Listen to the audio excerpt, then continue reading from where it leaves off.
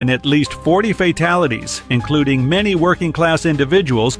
A ceasefire between Hamas and Israel has allowed a significant increase in aid to Gaza, providing relief to those suffering from hunger and displacement. Israel has permitted up to 600 aid trucks to enter Gaza daily. However, challenges persist in distributing aid. In Minnesota, jury selection has commenced for Amy Bach, founder of Feeding Our Future, who is accused of orchestrating a $250 million fraud scheme involving COVID-19 relief funds. Bach is among 70 defendants, with 30 having already pleaded guilty. TGI Fridays has closed its last 4 locations in Las Vegas, situated within the Orleans, Sam's Town, Aliante, and Gold Coast casinos by the end of January. This move follows the company's bankruptcy filing in November.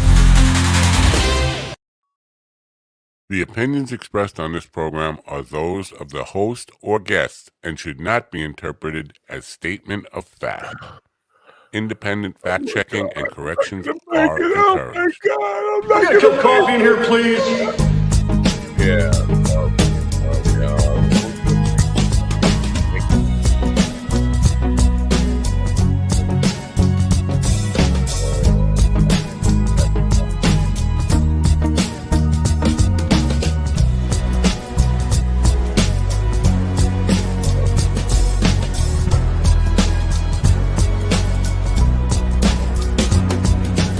Damn good coffee and hot.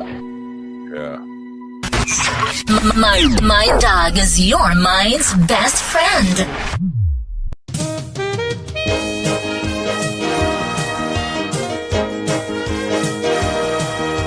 My dog is your mind's best friend. Wake up, America. You've got a dog that needs walking.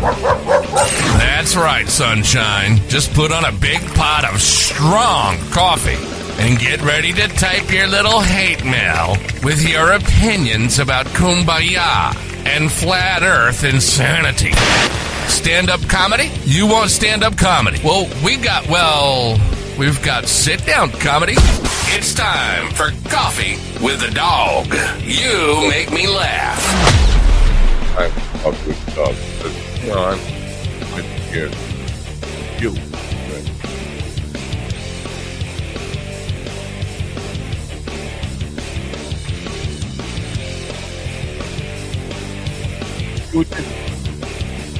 Man doesn't get enough face time.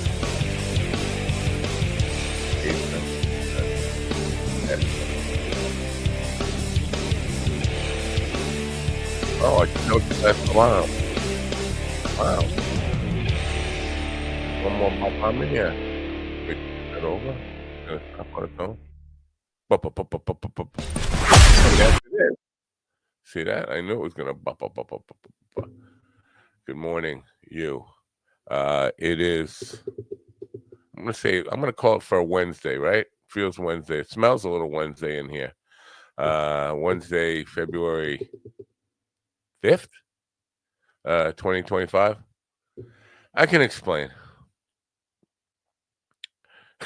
No good story starts with I can explain, right? It's always, I'm sorry. I can explain.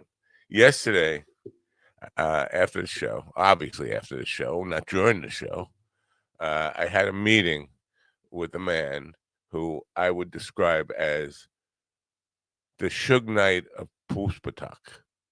Yeah, the Suge Knight of Puspatak.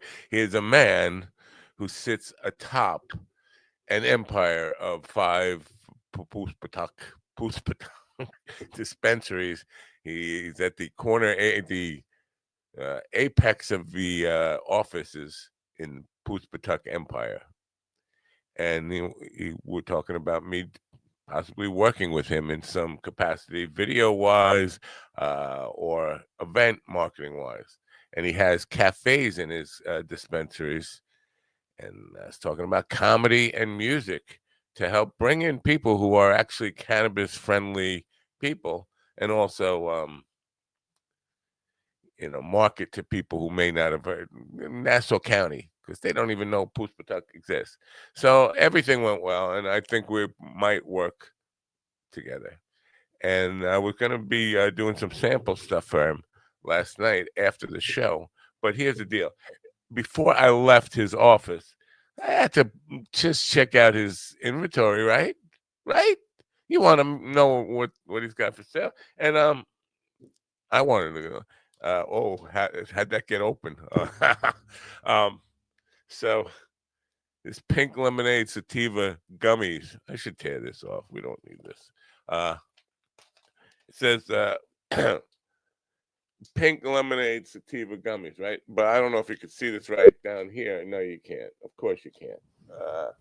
That 1,000 milligram.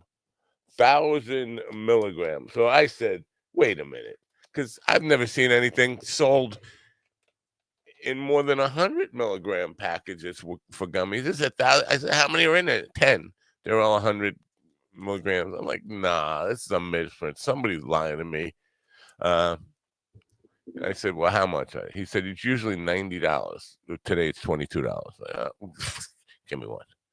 Okay. So I get home and I have a show with Annie Corson last night for TikTok, 86-year-old TikTok star. And about an hour and a half before she was supposed to come on, I said, yeah, one of these, because it's 10 milligram, not 100 milligram. So an hour goes by. I'm not really feeling anything. I'm like, see, I knew these were 10 milligrams at best. There's nothing in here. So I took a half another one. And then she arrived, and it started to hit me. And when I say hit me, oh, my God, I had never been this high in my life. They say you can't overdose on cannabis. I think I came pretty close. It felt like it was akin to, like, I don't know, some kind of heavy drug experience. I could not get out of this chair for a good 3 hours. I'm not shitting. I could not get out of this chair. At one point, I was heaving and hoeing, puking like it. I'm not a puker. Oh, puking. And I'm thinking, am I catching some kind of bug that's going around, or is it just the gummies? I mean, I have never in my life, it's like an ayahuasca high, like you're puking and then you take a trip. That's what it felt like. I'm telling you, man. I don't think the 1,000. I'm not sure. See, there is a bug going around. Stomach bug going around. Could it be I just got high on the gummies at the time where I was just getting the stomach bug? Anyway, I did say I could explain, but I guess I can't explain.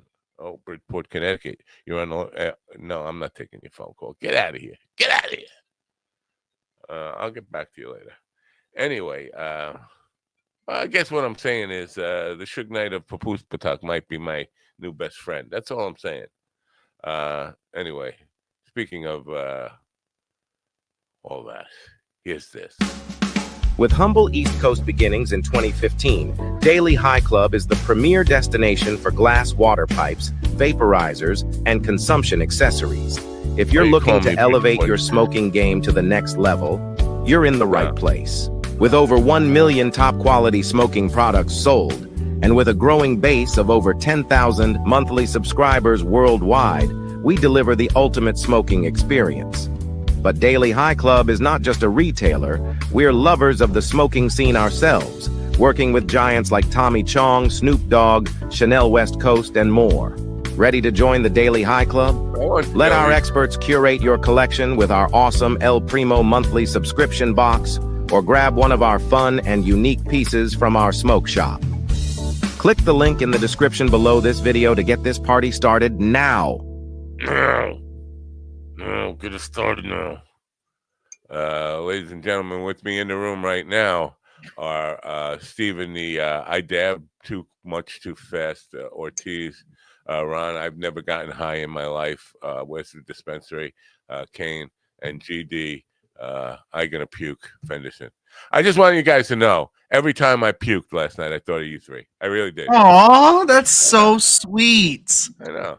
Well, it was kind of a sentimental moment for me. Well, look, there's GD, there's Ron, there's the other guy. What's his name? Yeah, that's what I did. Good morning, GD. Do you have anything for us? Nothing? No, good morning. Good morning, America. MindDogTV.com. Are you a rookie Gummy. Are you a Obviously. rookie? Are you a rookie gummy user? Rookie mistake, absolutely. I said that. Don't be like Matt. Slow your roll or you chew. But so you think what an a hour? fucking idiot! He An told hour. you, trust your pusher. If you can't trust your pusher, who can you trust? Have you ever seen 1,000 milligrams for sale? Yes, they sell shit like that in Michigan all over the place. Yeah, as soon as you showed that packet and said 1,000 milligrams, I knew that meant total. I mean, and I'm not even a user like you guys. No, I get it total, but even so, I never see packages sold with 100 milligrams total for 10 pieces. This said 1,000. I was like, that's impossible. If you don't trust your drug seller, why are you buying drugs from him? He told you. No, there's 100 in there. That's a fair point. Yes. Look. Ron, we got hissy. Ron, you giving us a hissy. There's two times I've reached a point, Matt. First time, like I said in the chat, was dab, right? And the dabs fucked me up, right? You hit it, you get nauseous, you get the spins, you feel like you can't move. I still got them. I've done that with edibles too, and I accidentally ate a herb rope that was 1,000 milligrams. I didn't know that it was 100 milligrams per piece, and I ate the whole thing. And for 5 hours, I was a fucking statue. But in my head, it was a fucking whirlwind. It was crazy. It was terrible. I feel your pain, and I'm sorry you went through that. I don't feel his pain. If you don't trust your junkie, you don't trust your pusher, don't buy drugs from him. Plain and simple. Here's the thing, though, GD. It's never the person that you should distrust that fucks you over. It's the person you trust that always gets you the most fucked up. Yeah. All right. I take full responsibility for being a rookie fuck up. But you can still have a little empathy. No. You're an experienced drug user. You come from lines of coke and lines of pot and lines of all kinds of shit. Hold on, let me ask you a question. You're a diabetic. Have you ever eaten something you're not supposed to? I'm not going to mention her name, but yes. Okay. See, the thing is, I've never, and you're right, I'm experienced. I've never seen anything for sale that said more than 100 mil. Well, no, that's not. The chocolate bar was 225, and I thought that was a lie too. But that was a big chocolate bar. It looked like a regular size package of 1,000 milligrams. Like, no, they put an extra zero on there by mistake, man. That can't be right. Could just be being a baby too. Yeah. So anyway, like omelets better than sex. So, the bottom line Which also makes people throw up. Ron, having sex with Matt also makes people throw up. That's another part of it. Like, the throwing up stuff, was that just because too much, or was it just bad? And I had nothing in my stomach. I think it was it was too much on an empty stomach. Well, we don't even know if he had an empty stomach, but we do know that your brain, if you lose balance, one of the reactions to losing balance and disorientation is throwing up. Well, this is one of the reasons they say you can't OD on marijuana is because the body will reject it before you get anywhere near too much. And that's what I thought about my first wife too, and it's not true. Well, with your first wife, that's different because everybody else loved her. But what I'm talking about is with the THC, though, I'm pretty sure that's what happened. So, yeah, I was unable to work after the show. I was thinking, because when I was talking to her, I was talking about, because she was a piano player and she just walked away from it and doesn't play piano hardly anymore. And I was like, I could never do that. And I'm thinking about, I'm going to play music after the show. And like 3 minutes after the show, it started like to super hit me.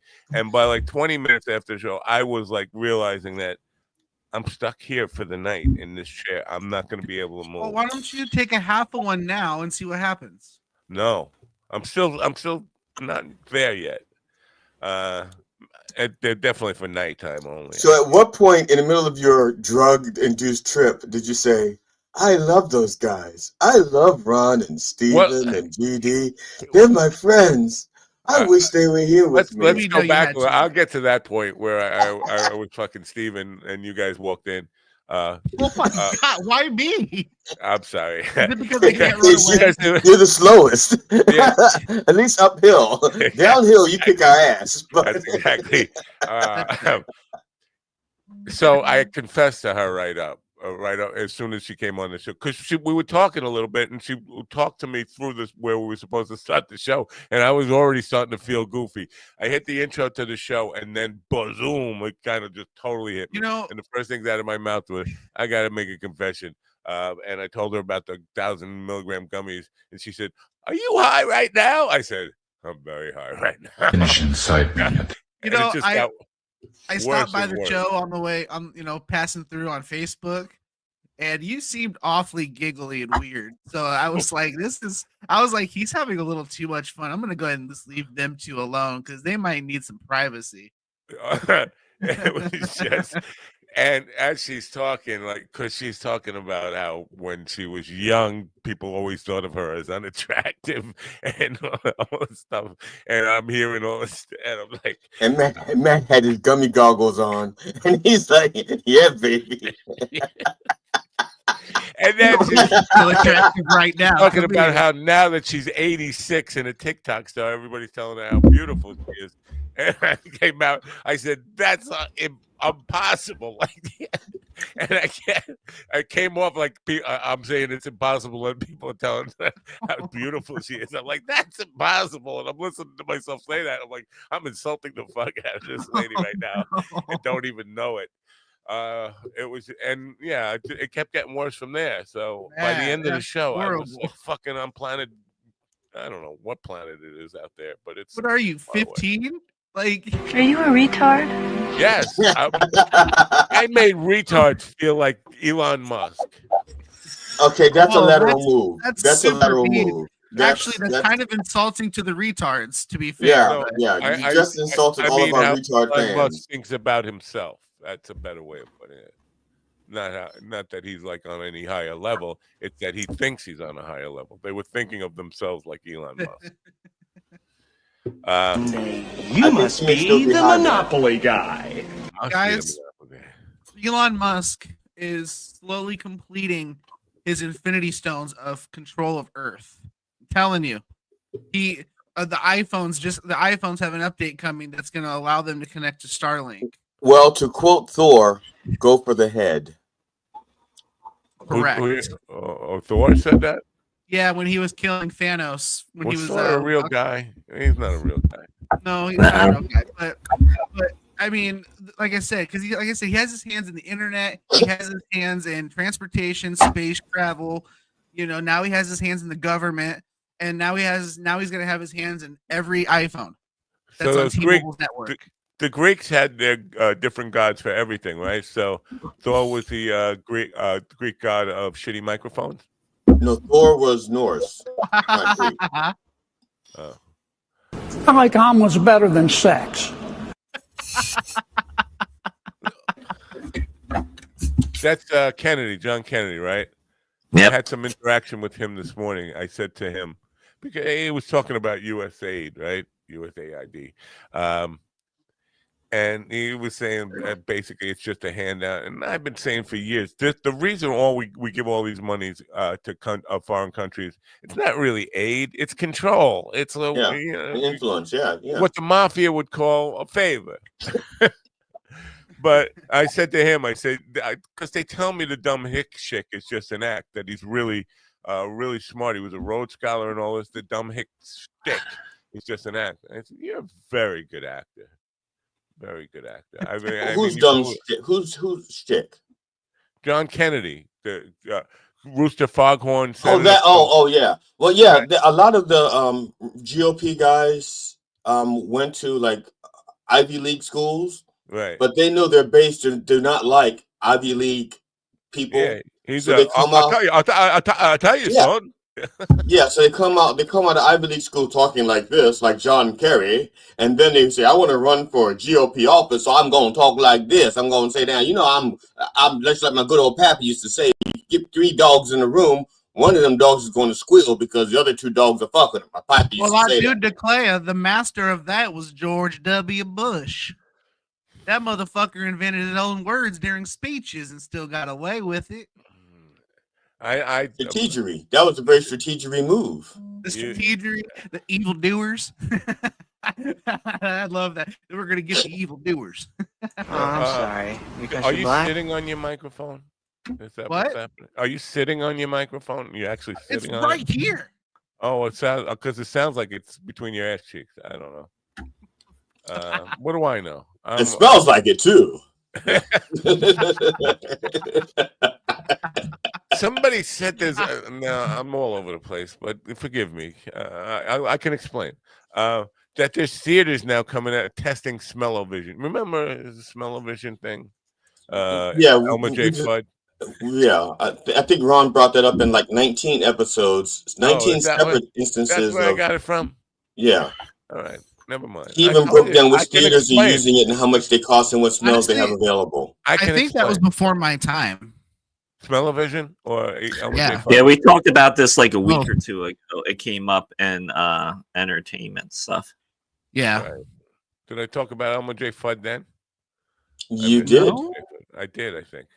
Welcome to Minucci's. I've never been to Minucci's.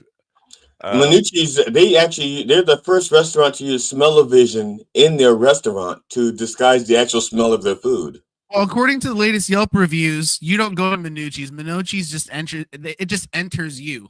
So, so you may have had it, not even known it. Right. That's right. You don't take a shit; the shit takes you. Well, after Minucci's, right? After dining at Minucci's, you don't take a shit; the shit takes you. So we don't have a first hour guest. We have a second hour guest. His name is Ken Holt. Shades of Light. Recording artist Yeah. Ken Holt. Yeah. Yes, independent recording artist Ken Holt. We seem to get a lot of these when we have musicians on. We seem to get a lot of these guys with a guitar. Well, I have a couple showbiz stories. All right, that's nice. We should we'll wait a couple minutes just to kind of sit here and get ready to puke. Well, And make sure you buy your timeshares today for the Gaza Strip. I want beachfront Did property. you hear what? First of all, he said to a reporter, "The Gaza doesn't work. It has never worked. The Gaza doesn't work." I mean, that should be our new catchphrase. The Gaza doesn't work. How's your Gaza hanging?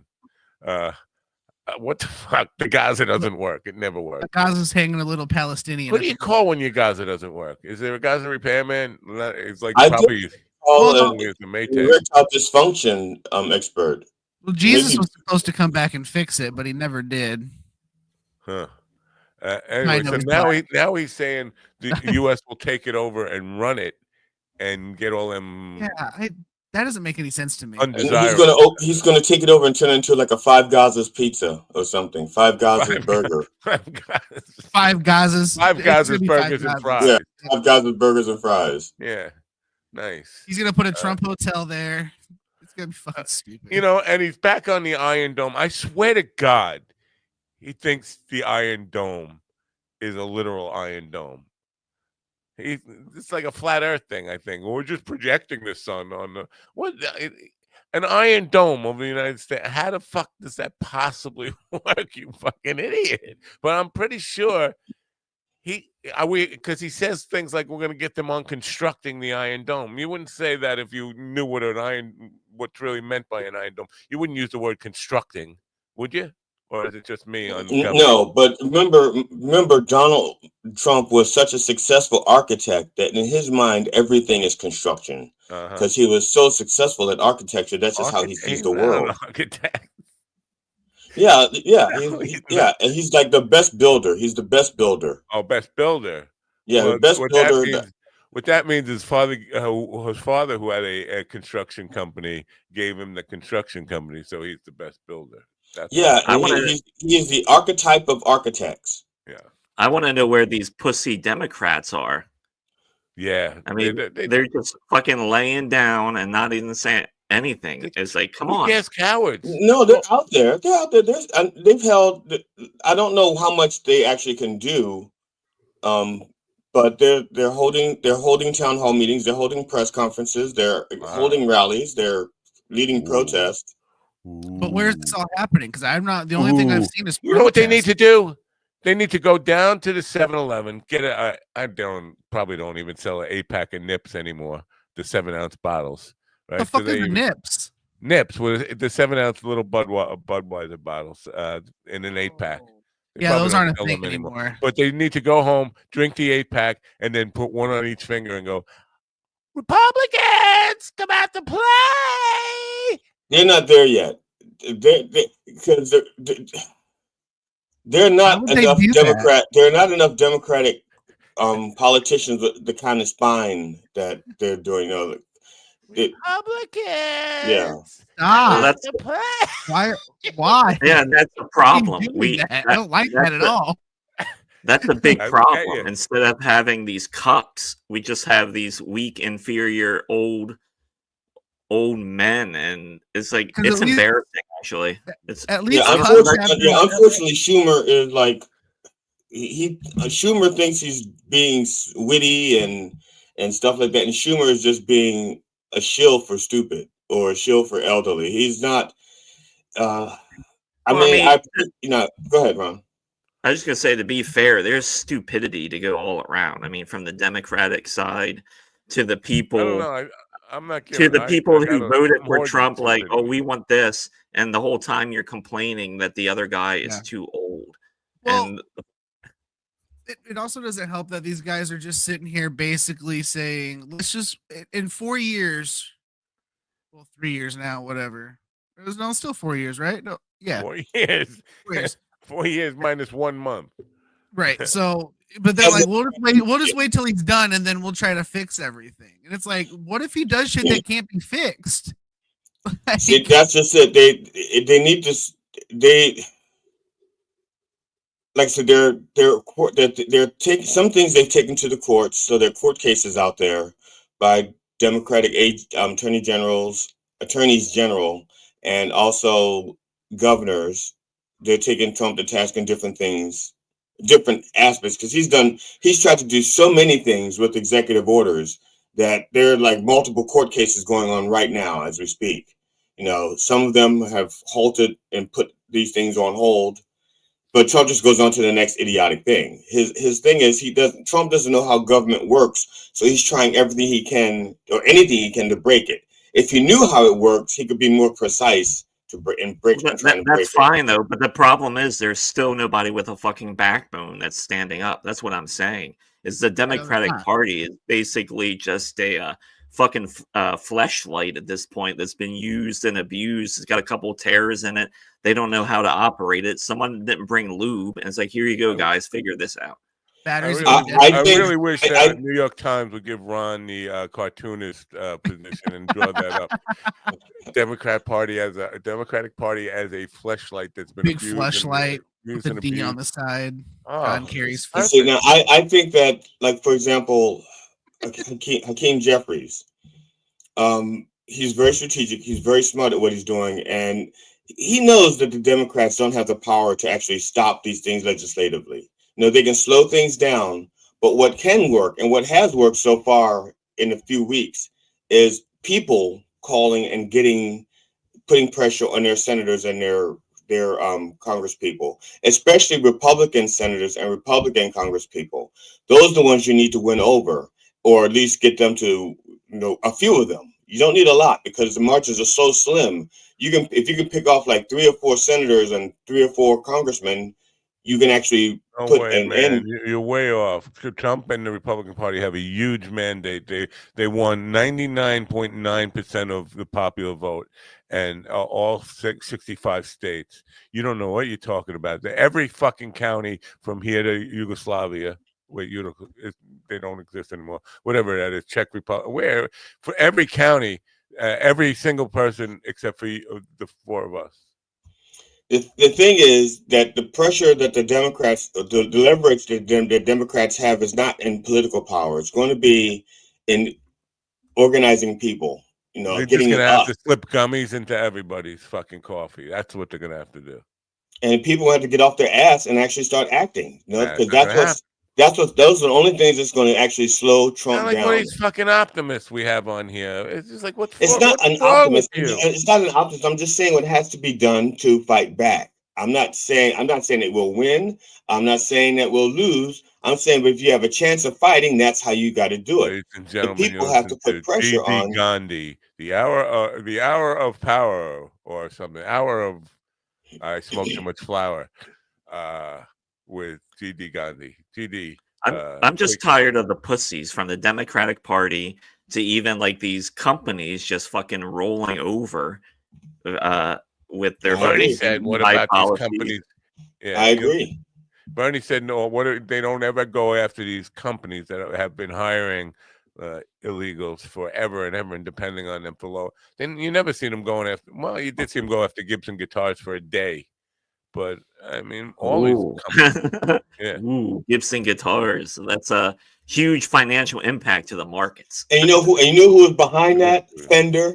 Fender put some money in there and goes, "Like, guys, you got to go after Gibson because their Chinese people are really fucking up with our Mexicans." No, that's a whole other thing. The Chipsons is a whole other whole other market. But you say Chipson? Chipson, that's what they're known as. They're Chinese knockoffs of Gibson. They actually put Gibson on the headstock. They sell it as a Gibson. It's made in China, and they're selling like brand new Les Pauls for like you can buy them online for like $89. And you could tell as soon as you pick it up, like this thing is like made out of like balsa wood. It's like so light. You know, Temu is it Temu? No, TikTok. TikTok is selling guitar kits for like $100. Yeah. You know, it's like and there is, I don't know why I'm being inundated with these ads on TikTok. It's not like I'm going to buy another guitar. I can't afford another guitar. Oh, I'll take that back. I could if I didn't eat. If I said I'm not going to eat, I'll buy a guitar. Then I could get another guitar. What kind of world do we live in where a guy can't afford another guitar? I don't want to live in a world where a guy can't afford another guitar. All right, I'm leaving. What was your point? Oh, the TikTok sucks or guitars? No, suck? that's just TikTok is selling. We're talking about cheap guitars. And I'm just saying TikTok is selling a $100 guitar kit. Yeah, you know, so comes with an amplifier and cables even. Yeah, and picks and then change the strings. Yeah, and a tuner. Yeah. In Gibson in Nashville was hiring a lot of Guatemalans, Mexicans, whatever, to work in their factory. And I think they found like 1,500 illegals working there. So that's just one company. And no, it wasn't Fender calling it on them. Rickenbacker? Nah. Ibanez. Probably one of the smaller brands. Joe's Guitars. Well, it wasn't Epiphone because Epiphone is like owned by Gibson. Right.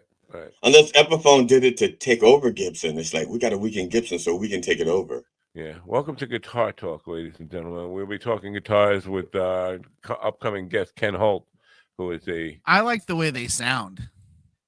What, guitars? What, guitars or Ken Holt? Both. Or the Hall. You like the way the Hall sounds? Depends on the Hall. Dude, I don't even want to hear that, dude. I've been ran dry this week. I'm done. I don't even want to hear about holes anymore. So what do you guys think? Here's the idea now. A cafe in a cannabis dispensary. It's a very cool little setup there, but there's no stage or anything. Do you think that's a doable place for stand-up comedy? Are you kidding? I did a headlining gig in West Virginia between two pool tables. You do comedy. What's the layout of the room, though? It's like I don't know if you've ever been, but like if you ever go to like a country, grandma's country Sunday pancakes and all that stuff, you go in there and there's these little white tables, little white, kitchen-like chairs, and it's just a bunch of those all around. It's just a big square room with a lot of little white breakfast nook tables. Do they have any outdoor? Do they have could you do it outdoors? In the summertime, they do some stuff outdoors, Strawberry Festival and all that kind of stuff. But, I thought, well, it would definitely be good for like a Phoebe, right? That was a name from Friends, the coffee shop guitar girl, something like that. But I also told him, you know what? All these creative people, and because he's looking for event ideas and marketing ideas.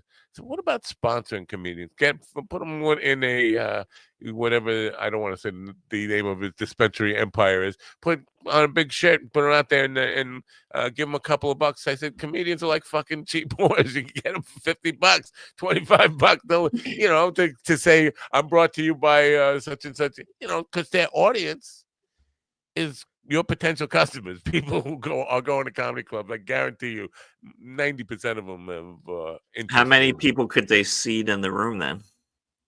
That's a good question. 30? 30. Yeah, that wouldn't be too bad for just a little cafe show.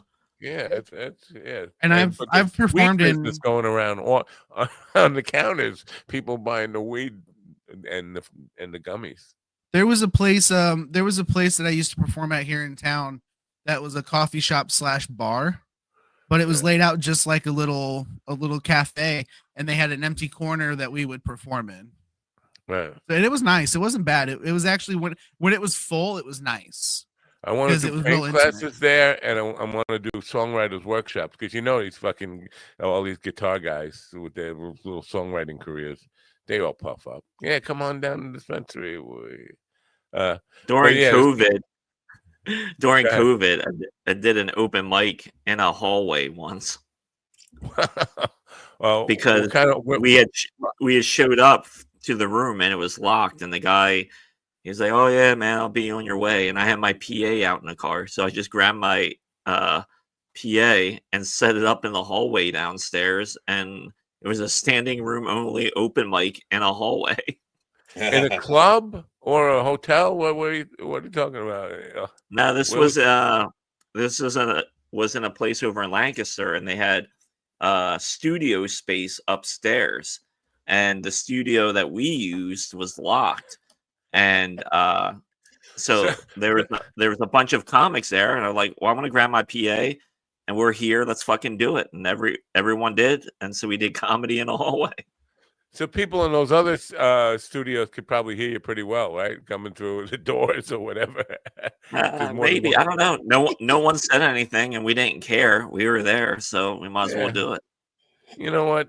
Comedy audiences are more lenient about that shit than anybody else I've seen. I mean, if you were doing theater and there was another theater group next door coming through the walls, people, but comedy people seem to be a little more tolerant to that stuff. Wait. He gave me an what was it? You don't know? You heard the right? Come on. Yeah, that was me. Yeah, what was it? It's definitely is. Yeah, that was a laugh that I stopped from coming out. Oh, so you stopped it. You didn't want a chuckle. It was a chuckle coming. It was a chuckle I stopped from coming out. And I'm coming for you. Right, exactly. You did this to hurt me because you figured if I let him know, it had nothing to do with it. It was something I was thinking. It was something I was thinking. Okay, it had nothing to do with you. Okay, it was something I was thinking. I didn't want to bring up, but it was funny to me, and I had to stop it. Exactly. That's right. It had nothing to do with you. I wasn't even listening to you. I was. Oh. Ron had triggered a memory. Oh, you were daydreaming. Not daydreaming, because it's not day, is it? Yeah, it's 9:30 a.m. Shit. Yeah. Damn, I need to open my blinds then, because it's dark. It's dark in here. It's shitty here. We're about to have an ice storm. It's horrible. The best thing you can ask your Republican senators is, especially if they have daughters, ask them, why do they have DEI hires in their family? It's embarrassing. Oh, I thought you were going to give me the Belushi. I think you can ask them if they have daughters. How much for these little girls? How much for these women? Give you $72 for your wife. So I don't know. Where the white women at? No, sorry. Let's snappity. Are we ready for showbiz? Are we ready? Are we ready? What is it you want to hear? What song is it you want to hear? Freebird. No. Pick another Crack the sky. Crack the sky. Pick another one. Come on, pick Pink another spots. one. And now, bringing you the latest in entertainment news from Hollywood, New York, and East Bumfuck, Montana, here's our chief entertainment correspondent, Ron Kane. Ladies and gentlemen, it's showbiz.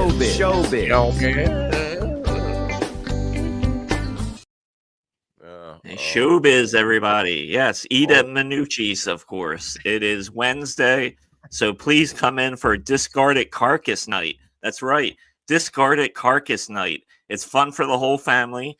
You pay $10 and you get a discarded carcass of what animal? We don't know. That's the fun part. So bring on out the family. Does it have to be an animal, or do other species qualify? Minucci's never says. That's what's so fun about Minucci's eating. doesn't discriminate. Does it have to be an animal, or does another species? You confuse me. And I'm easily confused. I think he meant another genus. You couldn't be a carcass of a plant, could it? Plants don't have a carcass, do they? Minucci's has these DIE hires. Is that Robert Duvall? Yeah, Minucci's is fully staffed by women, and no one understands how it's still running. That's what we're saying. If that's Robert Duvall, is his carcass still available? I mean, is he still living? Is basically the question. That is Robert Duvall, isn't it? It looks like Robert Duvall. It is. Yeah, that's from the movie Colors.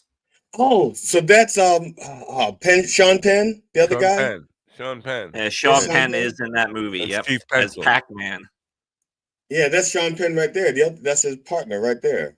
That's not Sean Penn, is it? No. Look, I saw the movie. I know that's Sean Penn. It's not Sean Penn. Not all white guys look the same. All right. Speaking of movies, the Fantastic Four trailer dropped like a couple days ago. A lot of the nerds are extremely hard about this. It's the only way they can get hard. That's not true. Fuckface.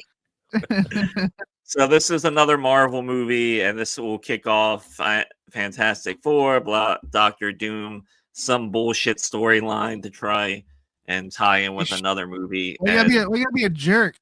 I mean, this has run its course. It's run its course. It's run its course, but this is the next. This is the next storyline of Marvel. You said next 3 times and of twice. Yes. All right. He's too fat to fish. All right. I'm sorry. What? Now, is this the fish? Is this because I'm getting my Marvels mixed up now?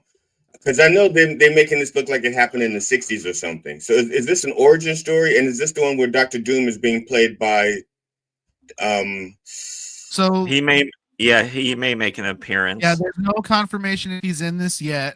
Obviously he will be interacting with them at some point. It's Dr. Doom. But yeah, this takes place in the 60s, but not on our Earth. This is on a different Earth. And they have a whole different daytime. A day is 7,000 years, and a minute is and so the theory is that they're gonna work their way to our timeline through this movie, which makes sense. I love it. The Thing looks great. They all look great. This is gonna be awesome. I'm ready for it. None of you guys know how to talk around an aging boomer who's fucked up on gummies. We just don't listen to him. So is this the one where the guy who's playing Reed Richards? Is that the Latino guy who's in that zombie afterlife TV series? Pedro Pascal. Yes, that is him, and he is supposed to be. Yeah, and like Steven said, I guess that this isn't supposed to happen on our Earth, so that way they can add wormholes and bring in other characters. So. Well, this is leading to Secret Wars and Avengers Doomsday. And with Secret Wars, you end up with the same characters from different universes. That's how it played out in the comic books. And so at some point, we're going to have 3 or 4 Spider-Mans. We're going to have probably a few versions of Reed Richards. We're going to end up with a few versions of a lot of people. So this is going to be fun. Yeah, the Marvel people should... If you're a Marvel fan, you are a fan of synergy, corporate synergy. Don't you love it? That we do. Fuck off, fuckstick. Leave us alone. Yeah, enjoy your 6 Spider-Mans. This is Spider-Man from 714 and not 614. Okay, Ron, you might have a solid case on your hands, okay? But the comic books all have this all written out. It's been written, okay? It's prophecy. It's being fulfilled. So go fuck yourself. okay, and move on to your next little side of showbiz, okay? And get ready because the red ass Hulk is coming. The baboon ass Hulk. If you're ever going to just yell at somebody like you just yelled at Ron and abuse him and made him your bitch, hit solo out your thing so I can make a nice big fat reel of it later on. Like omelets better than sex. Hit a B and solo yourself out. That's all I'm saying. Even if it's me you're yelling at, I don't care. I need so family films are dominating the box office. This is a picture from the movie called Dog Man, which apparently is doing pretty well for families. And some of the other big family films are still out. Mufasa, Sonic the Hedgehog 3, and Moana 2. Those are, right now, family films are pretty big with the occasional horror movie being thrown in. So this is where we're at. Hey, you know what? Well, a lot of families are pretty much close to horror movies, so I can see the synergy. But you know what? You talk all that shit, but these are all sequels or prequels. All right. And Dogman's the only original piece. It's the only original one. And but what's Dogman based on? It's based off of Dogman. It's a Dogman takes place on Earth 716. So with Captain Underpants. And just remember, you can't spell Dogman without dogma. Facts. I know. It's the gummies. I can explain. No, you can't. No, don't explain. Just don't talk. I think you should send everybody one and see who could last the longest. And while we're on movies, the trailer for Final Destination Bloodline is out. The trailer looks terrible. This is another sequel reboot that comes 14 years after the last one. Was anyone asking for this? No, but here we are. Ron gives it 3 thumbs down. You know, it's crazy how you have a movie called Final Destination, but you make 11 of them. Where's the final fucking destination going to be?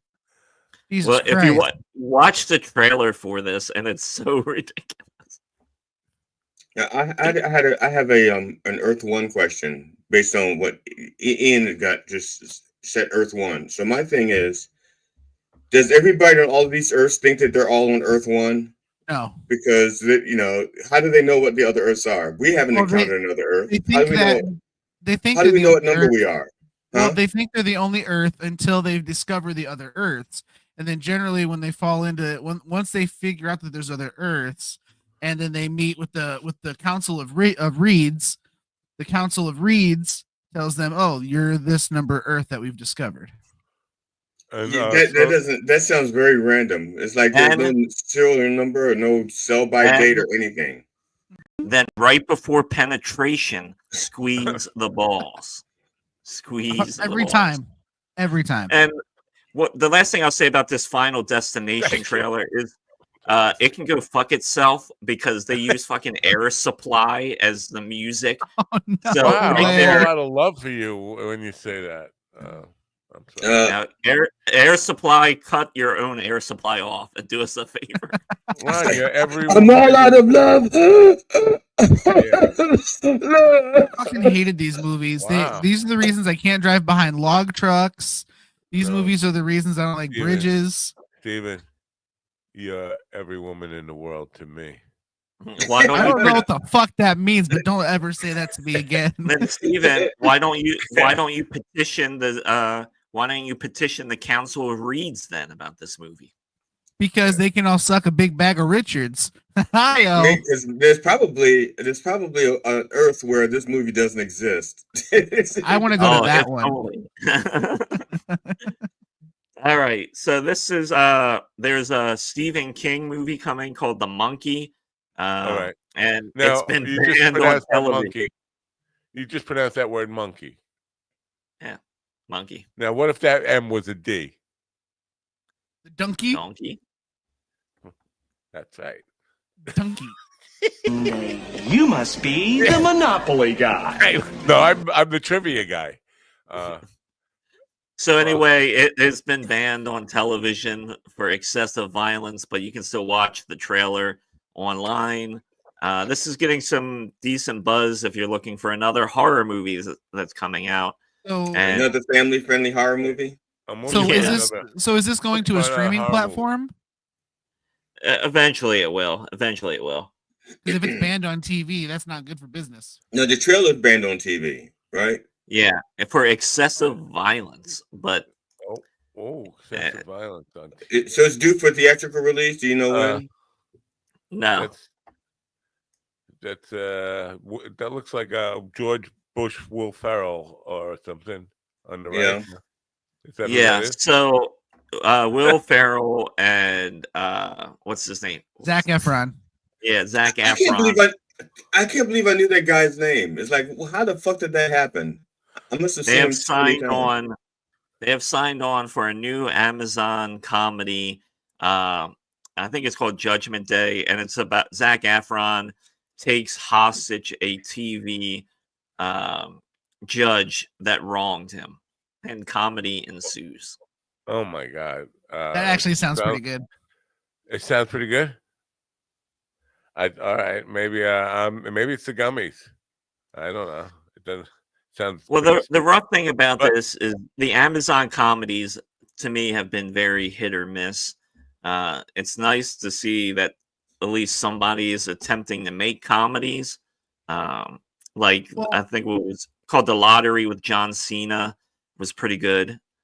I think came out a few months ago.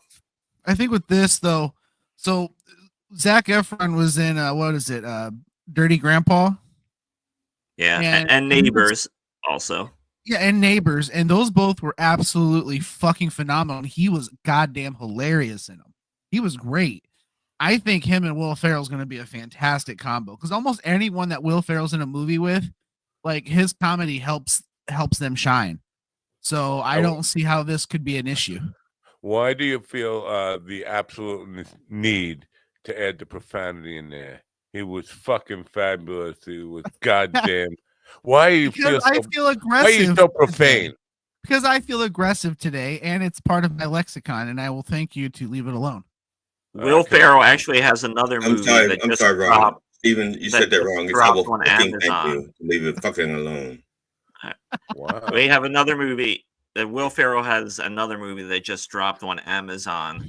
It's another comedy with Reese Witherspoon where he plays like a wedding planner, and I haven't checked that one out yet, but it doesn't look promising. No, he's not a wedding planner. He's the father of a bride, and him and another family both booked the same place for the same time, and hilarity ensues. That one, that one. I saw the preview for that one, and I was like, no, that one doesn't look as fun. Yeah. And they always cut out the scene where Reese Witherspoon is just yelling, "Do you know who I am? Do you know who I am?" I'm Mo Green. I'm sorry. It's a gummy talk. I'm sorry. It's a gummy. Yeah. So this is Doechii. She won some Grammys this past weekend. She's a female rapper based out of Tampa. She's a very good female rapper. And her producer won a Grammy while he was working his Amazon job delivering packages. Wow. Yeah, so the guy found out he had won a Grammy when he was on his route, and people kept texting him. They're like, "Hey, you won a Grammy." You know what would be cool? And take a picture of it on his doorstep and send and text him.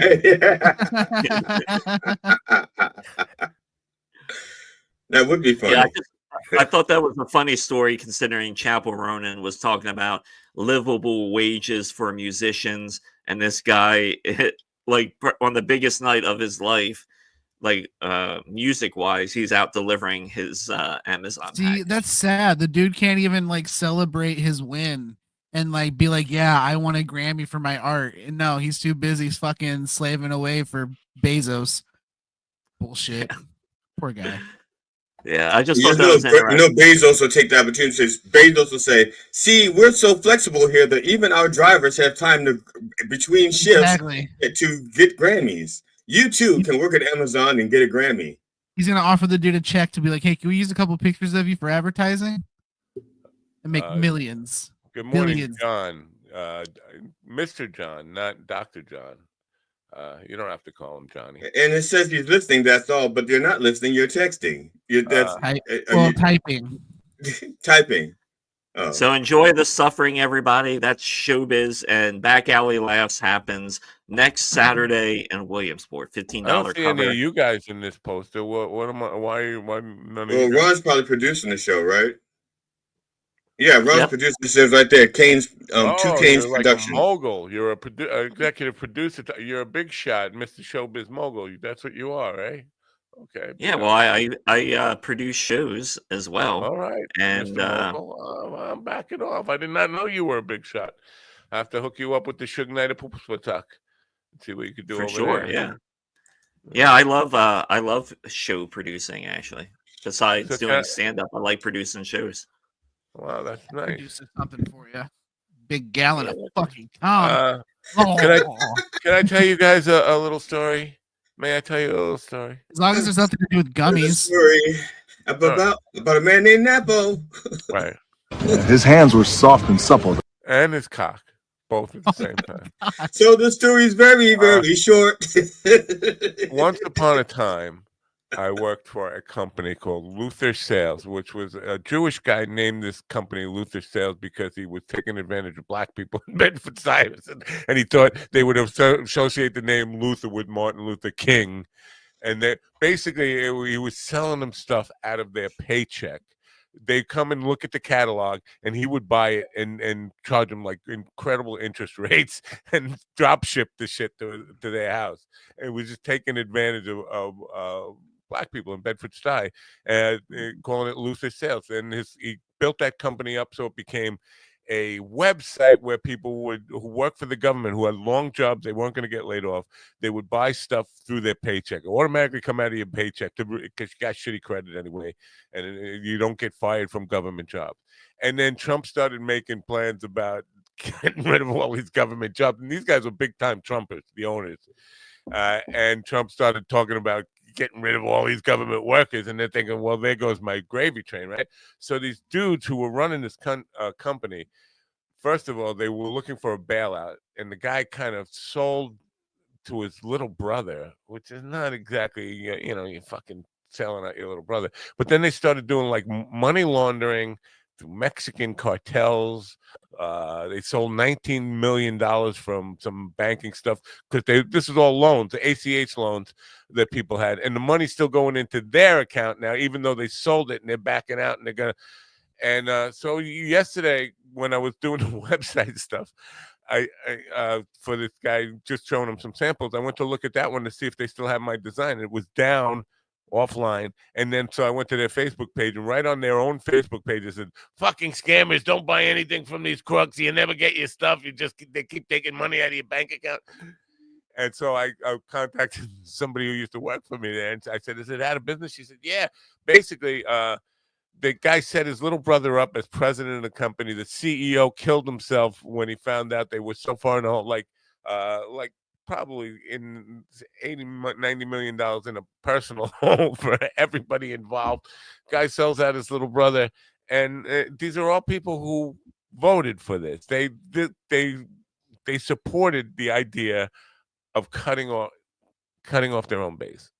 I don't understand why didn't they just launder their money through Mar-a-Lago like everybody else? Probably clogged. Probably clogged. Yeah, because of President Von Schitz's pants. Yeah, I mean, a lot of that comes. Wow. A lot of that come? Yeah, it is. Yeah. Our guest is here, but I just want to take a minute to recoup on because I'm a little bit. I don't know if you can tell. Can you tell? Yeah, we can tell. Yeah.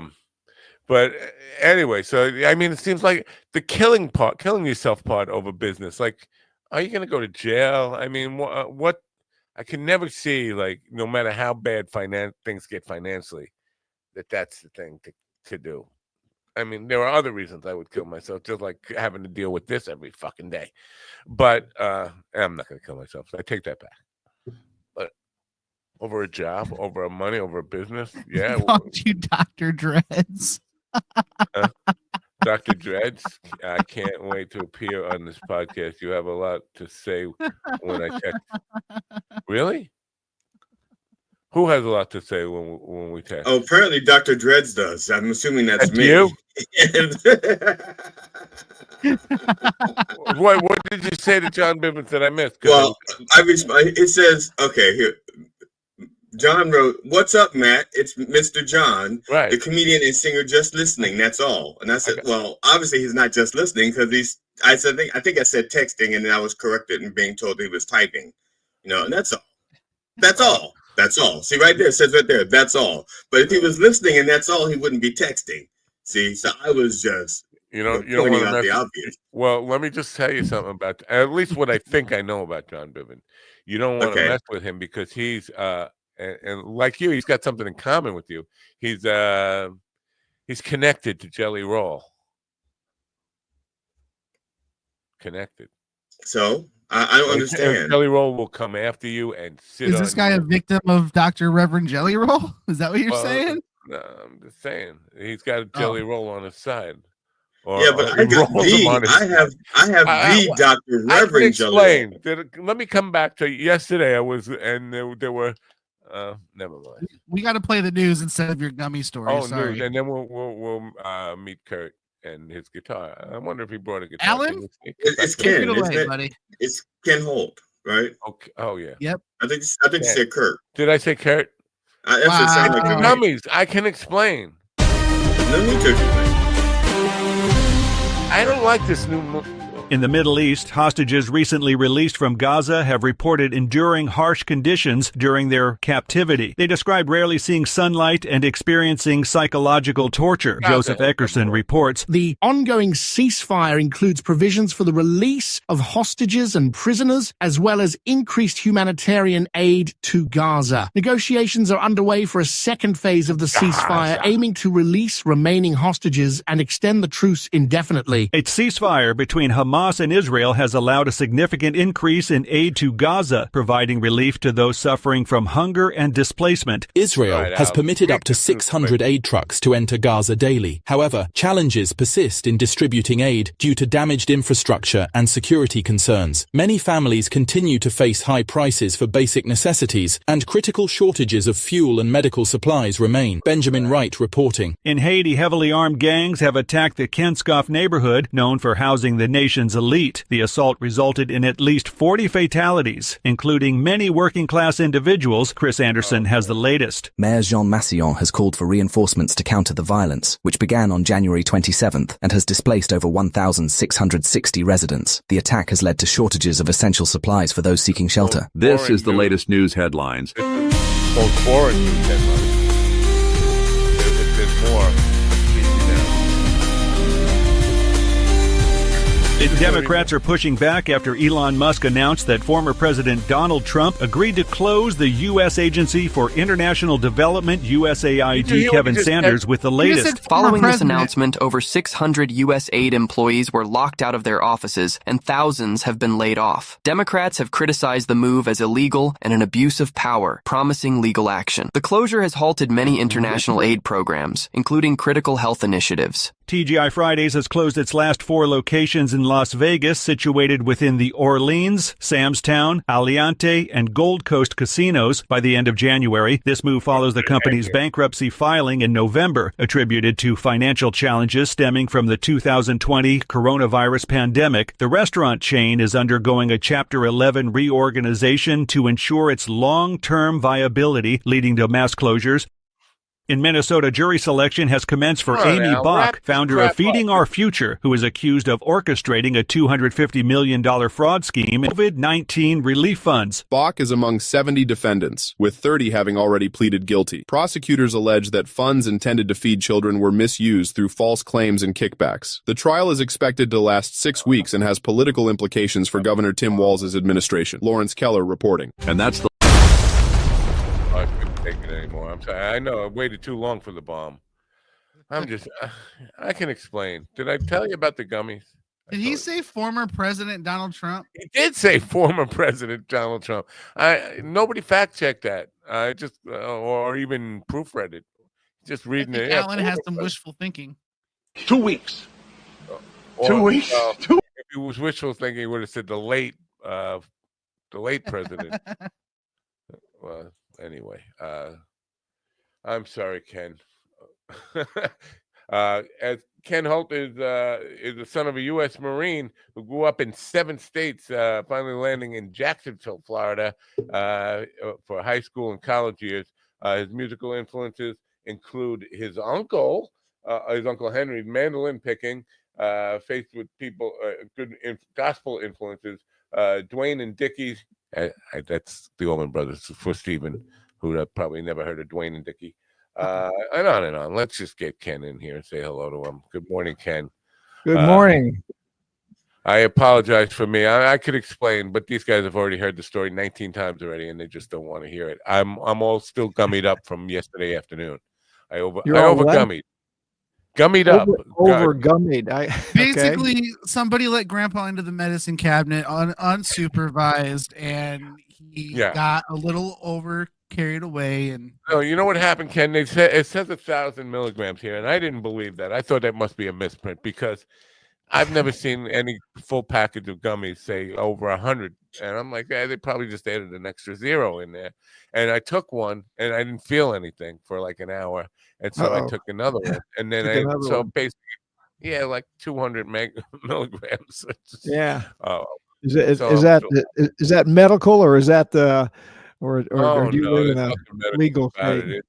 Here's the problem. Okay, Matt had the proprietor, the pusher that he trusts told him, he says, look, this is what's in this. Okay, if you don't trust the guy, don't buy your drugs from the guy, is what I'm saying. The guy says there's 100 in each one of these. Blame me 19 times. I've taken responsibility. No, I'm not talking to you. I'm talking to Ken. He's the guest. If I already told you this, I'm assuming it sank in already. But Ken is new here. He's just learning how stupid you are.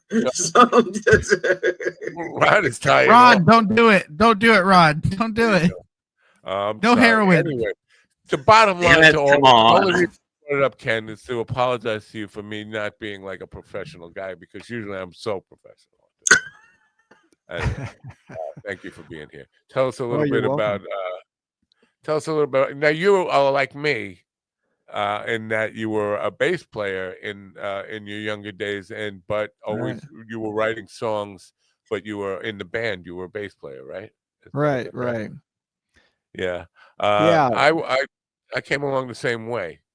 Have you ever written just on a bass, like written a song on bass?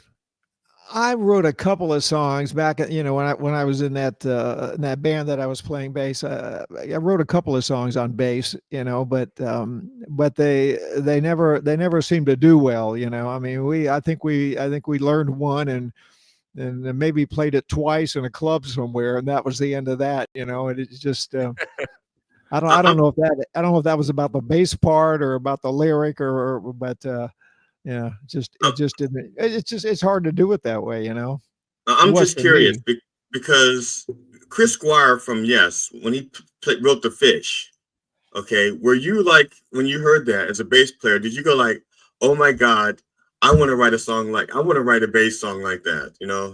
Did it affect you? Kind of like as a guitarist, when I heard The Clap by Steve Howe, I was like, I want to write something like that, which I never did. I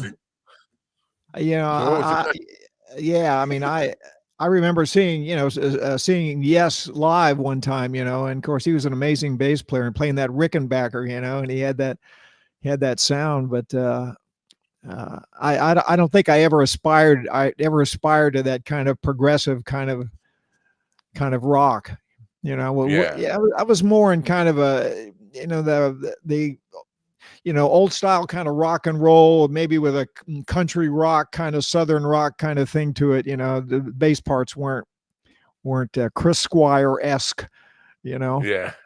Yeah, but you said you were inspired by Paul and John, and I'm assuming you mean McCartney and Lennon. I'm not sure which is which. Yes.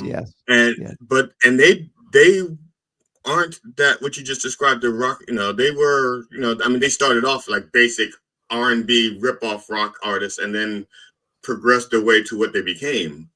So And I was just curious about the progression in it, because it seems like your influences are like all over the place. So why not Chris Squire and progressive?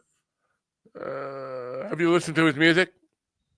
No, I was trying to this morning, and I didn't get a chance to. I just got to the website and hear the not hear these. No, like I can say Shadows of Light, and it seemed like I know what I'm talking about, but no. Shades of Light, yeah. Yes, sorry, Shades of Light. Shades Yes, of Light. Not like 50 Shades of Light. Oh no, that's a whole other Shades thing. of Light. Yeah, I don't know. I guess that just wasn't my genre of choice. You know, I mean, I don't know if growing up in the South had something to do with it, you know, or not, you know, but having those kind of countryish kind of roots in the background, and the two guitar players that I was playing with when I was playing bass, you know, they were more like, they wrote their songs, on guitar, more strumming kind of songs, countryish, rockish. I mean, it was back. That was kind of like in the Southern rock heyday, So but you were raised in 7 states. Were all 7 states Southern states? Well, no, actually, we lived in Hawaii for like 3 years when I was a kid, which was that's south. That's south. Yeah, that was cool. Yeah, my dad was in the Marine Corps, so we lived a year here and 2 years here, and the longest we lived any place was 3 years, and that was actually Hawaii. That was when I was a kid. Wow. So that's a Southern state. And so, did you pick up some luau bass technique? Yeah. It's kind of like ukulele strumming kind of stuff. I actually have a ukulele. Love there is hands. what is this song? I'm just going to ask you: did you have any influence from taken any influence from Warren Zevon? Because the Hula Hula Boys is one of those Hawaiian songs that just made me think of, and all that kind of. But when I listen to your music, although you don't have the low baritone that Warren had, I feel like there is some kind of influence there. Am I wrong? Well, not knowingly, but it's funny that you say that, because there's been a couple of people who have come up to me, after a gig, and and they say, your voice kind of sounds like Warren Zevon. I went, really? I hadn't really thought of that connection, I think it's the way you say, or some of the words that you use. It's it's just a flavoring that I get a sense of Zevon-esque influence, but it's not like you sound like him. Right. Well, maybe it's I don't know, the style. I mean, my style is, I'm like kind of half talking and half singing, Right. And Jacksonville, though, had a lot of Southern rock influence, right? Bands are around that area. Now, Petty is from, I believe, Tom Petty, Stephen Stills, a whole bunch of people, and of course, Skinner's from around that area. But right. Yeah, the Outlaws. The Outlaws were from Tampa. Oh, okay. They were from the other side of the state, but Skinner went to my high school on the west side of Jacksonville, and out of that high school came like Leonard Skinner, 38 Special, Molly Hatchet. It was crazy. All those kind of real classic Southern rock bands all came from there. And of course the Allman Brothers, in like 1969, 70, 71, they were coming out of Jacksonville, and playing little clubs and setting up on the front lawn of the radio station just so they would have a gig, and they'd have 25, 30 people sitting out there listening to them on the grass, Then I want to talk about your music, but because you mentioned the Allman Brothers, I got to ask you about this, because I do a lot of reels, so short music profiles. And I did one about Marshall Tucker, talking about, how they helped define the era of Americana and Southern rock music. And somebody came back with the Allman Brothers are the iconic, Southern rock band. I get it. I think they founded the genre, but I think the Allman Brothers always thought of themselves as more of a blues band than a Southern rock or country rock or any of that stuff. And they sound nuts to me. What? They sound nuts to me. Yeah. Allman Brothers.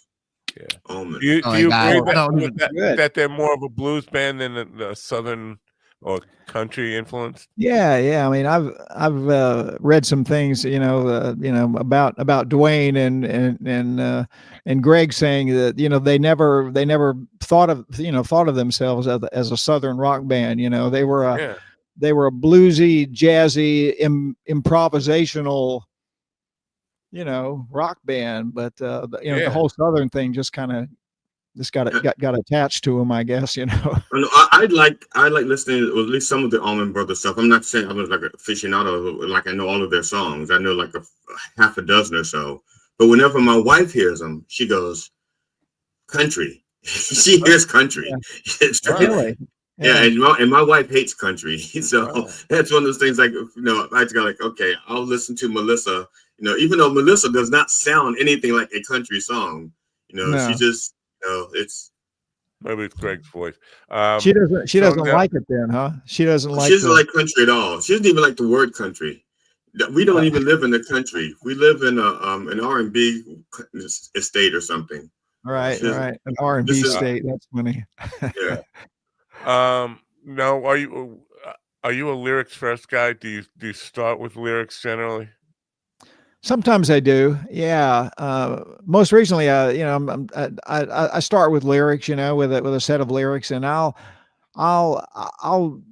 edit and change my lyrics a half a dozen times. I mean, even when I'm finally recording the song in the studio, I mean, I'll still be, looking at, listening, looking at the words and changing words here and there, and, changing pronouns and changing tenses, and trying to make more sense, Pronouns. Wait a minute. There's a law against that now. I think they signed. I thought that might get your attention. Yeah. Yeah, you can't be changing pronouns. And tense. This is the music supposed to relax you. Why are you trying to make the music so tense? My goodness. Go easy on the guy on the gummies. Okay. Yeah. So now, writing. You always write with an acoustic guitar in your hand, or do you sometimes write on other instruments? Do you sometimes write without any instrument? On the ukulele, maybe. I actually wrote a song on ukulele. It's called "Do What You Love, Love What You Do What You Love to Do." So it's a ding, ding, ding, ding, ding, ding, ding on the ukulele. Do what you love. Now, was that inspired by those great duets by Don Ho and Tiny Tim? No, but I mean, if somebody wanted to cover that song, in that genre, I'd be happy to let them do it.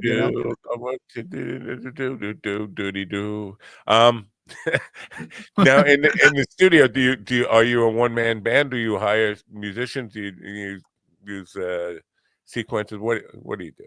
Both ways, I mean, I've got a home studio here. Oh, sorry.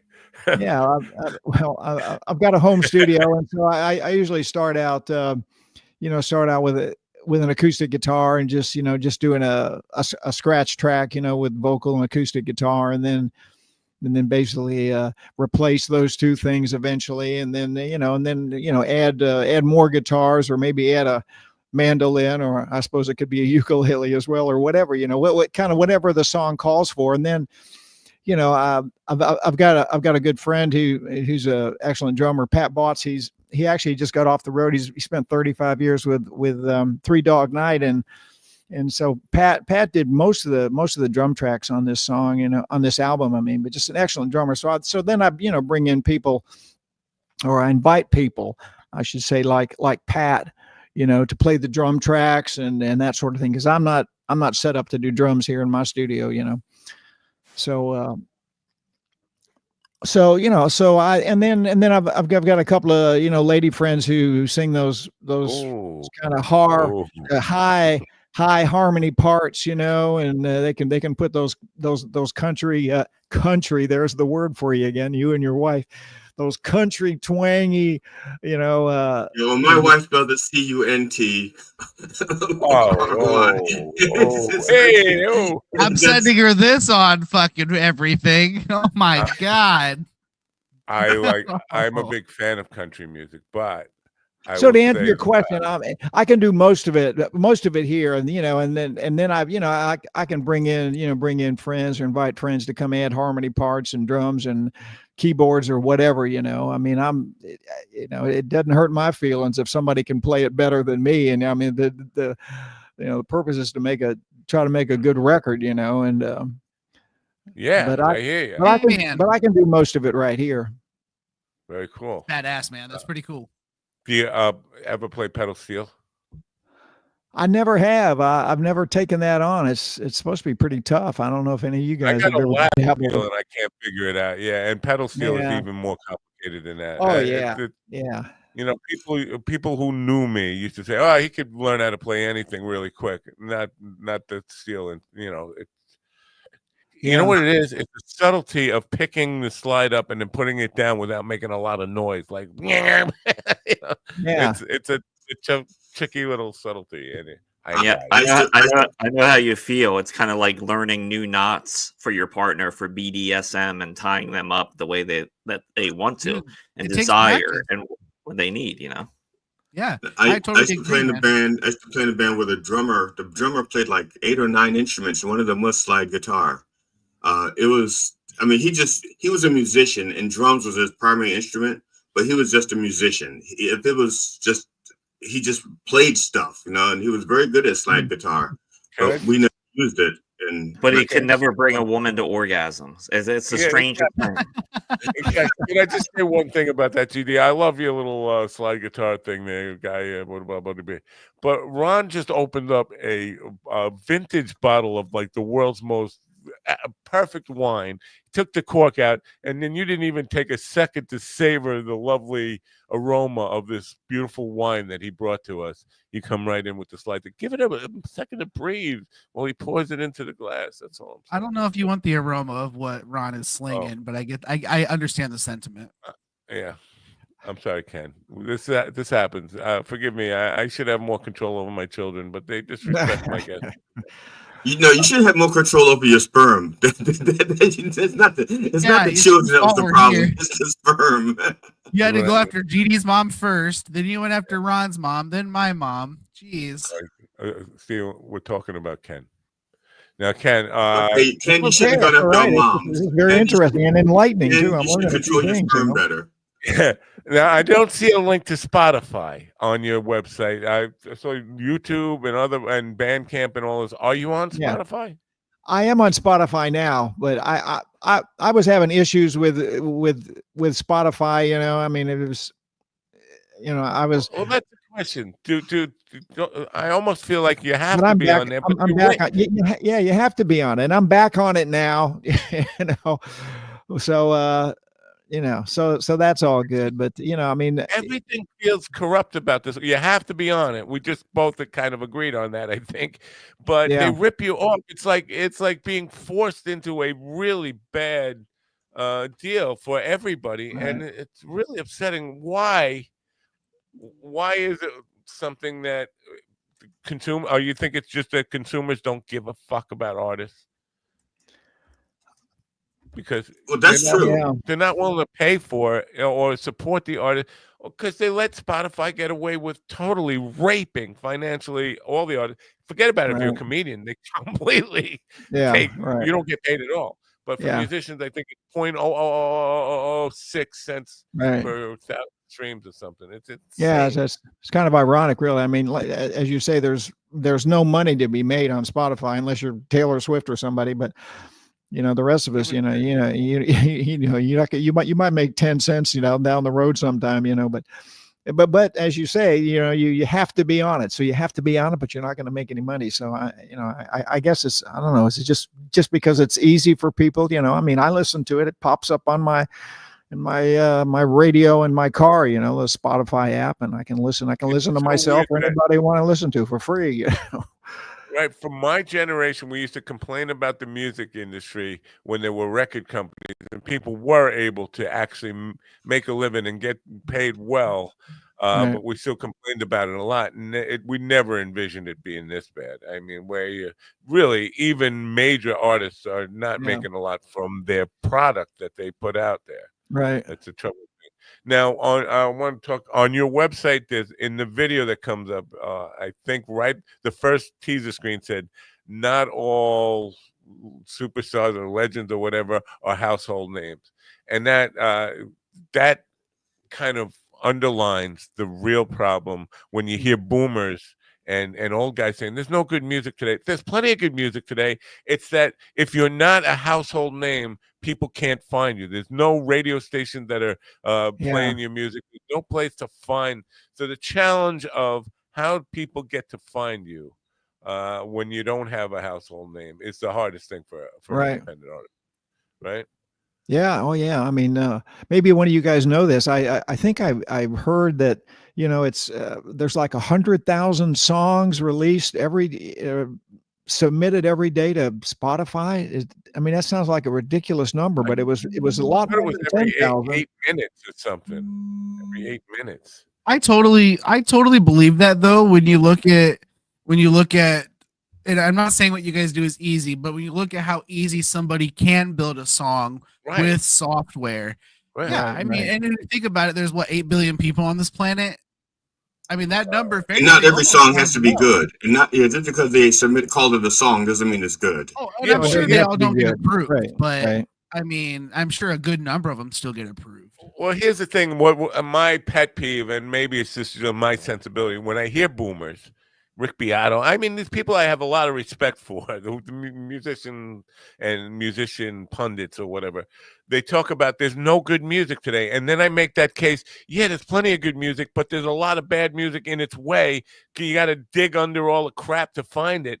But then they come out with, well, give me one like epic piece of art that's out there now. Name one. I can't because I got to go dig up. And by the time you dig it up, oh, that was good.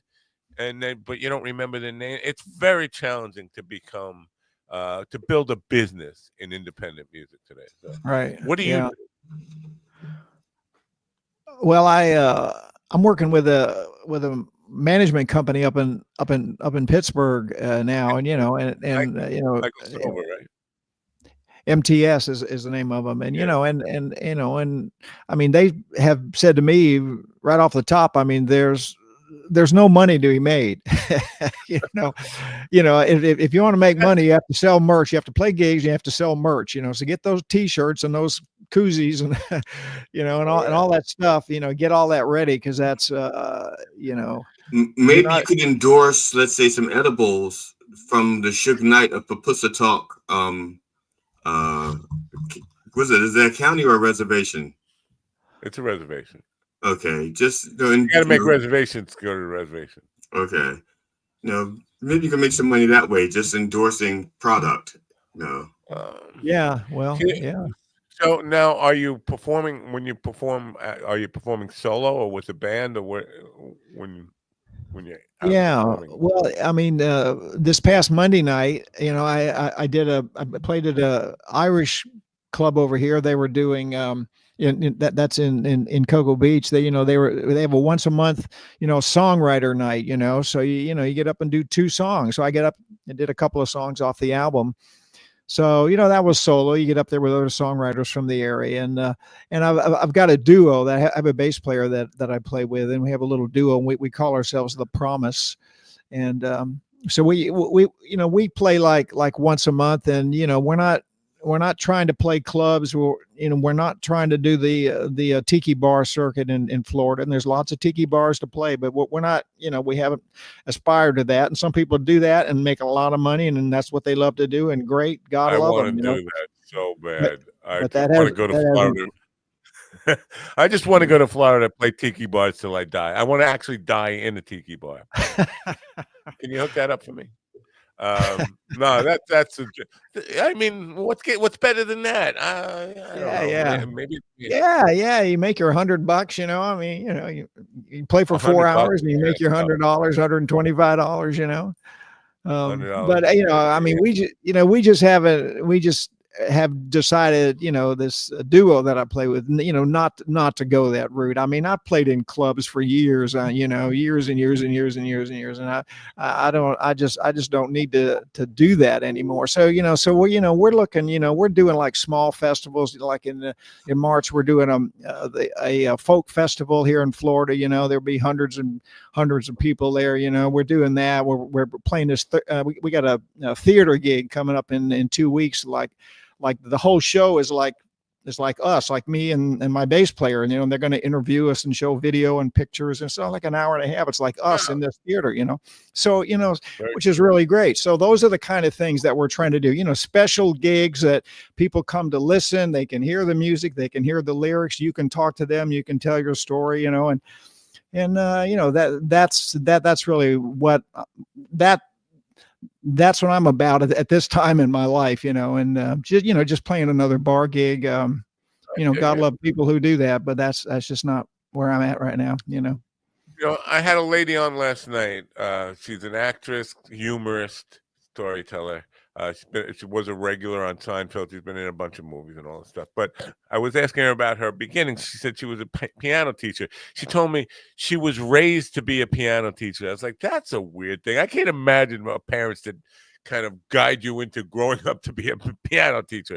But, I was fascinated by the fact that she said she was. I said, you still play piano? And she said, no, not so much anymore. I was like, I can't imagine.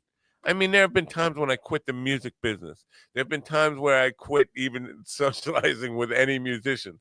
But I never went through any period of my life where I could go a day without touching an instrument, trying to make music on it. Are you the same way? I mean, do you always have a guitar around? Oh yeah, I've got them hanging on the walls all around here. Yeah. I've got them in cases. Yeah, can you imagine a life where you just don't ever play anymore? No, I can't. I mean, well, I'll tell you how old I am. I mean, I'm 75. Well, she was 86. Well, okay, she's still at it, so that makes me feel like a youngster. So I have no excuse, and I definitely got to keep playing every day, and I do. I mean, I do something music related for hours every single day. Some days sometimes on Sunday I'll say, okay, I'm going to take Sunday off. I'm going to take one day off, and I'm not going to do something. But I always wind up getting involved in something musical. Yeah, I mean, whether it's a promotional kind of thing or working on a new song or just running some songs for the next show. I mean, there's always, it's music every day, and that's just, I can't imagine. I don't know what else, if I wasn't doing that, doing what I'm doing. I don't know what I would be doing. I mean, I don't know what I do. Granted, I was extremely high on gummies, and I told her that. Yeah. But I just could not get that idea through my head. It was just mind blowing that somebody could just stop playing music. I'm just not interested in it. I guess she felt like it was forced on her. And that's the other thing that blew my mind. Like that's parents amazing. that actually force you into music. Like it's usually the other way around. You never heard of the Jacksons? Oh yeah. That's a good point. The entire family were indentured servitude to musicianship and dancing. You will sing. Yeah, and maybe I don't know if the Osmonds were forced into it. I mean, I think they may have had a choice between being you will sing Mormon. And dance is one thing, but it's not like forcing them into piano lesson. I mean, that's raised to be a piano teacher is what she said. Well, if you have one kid, that's it. But if you have a bunch of kids, then you force them into being a band. Right. It depends on how many kids you have. Yeah, but you don't force them to be a teacher. That's a weird thing. Like you're not being forced to be a concert pianist. You're not being raised to be a concert pianist. You're Maybe to be a piano teacher. It's possible that her parents are philosophers, and there's a saying that says, "Those who can do, those who cannot teach." Right. And they realized that she could not, so they wanted her to teach. Yeah. I mean, that's why you haven't given up guitar, Matt, because you can't think beyond the strings. All right. Oh boy. Yeah. So now, are you your own merch guy? That's why I asked if you were in a band. Are you your own merch guy? Like after the show, you got to do your own merch table, or do you have somebody to do that? Yeah. Well, it's funny. Yeah. I mean, just last night, I was on Facebook saying, "Hello, Facebook friends. Please, I need somebody to do merch on February 15th and February 16th. I mean, somebody you trust, and somebody who's, who can say, okay, do I need a small or do I need a medium? And here's the little, here's this, that, so. It's a tough thing. It is a fine line. You got to have somebody you can trust. You want to take care of them well. If they're not moving anything, then it doesn't even pay. But I hate doing it myself. It feels weird and just a little dirty. Yeah. To sell your own merch. I don't know. You would never be a good hooker. You'd be a terrible prostitute. I don't know. There you go. Keep that in mind now. And drug dealer. All right. So do you have any upcoming shows you want to tell people about?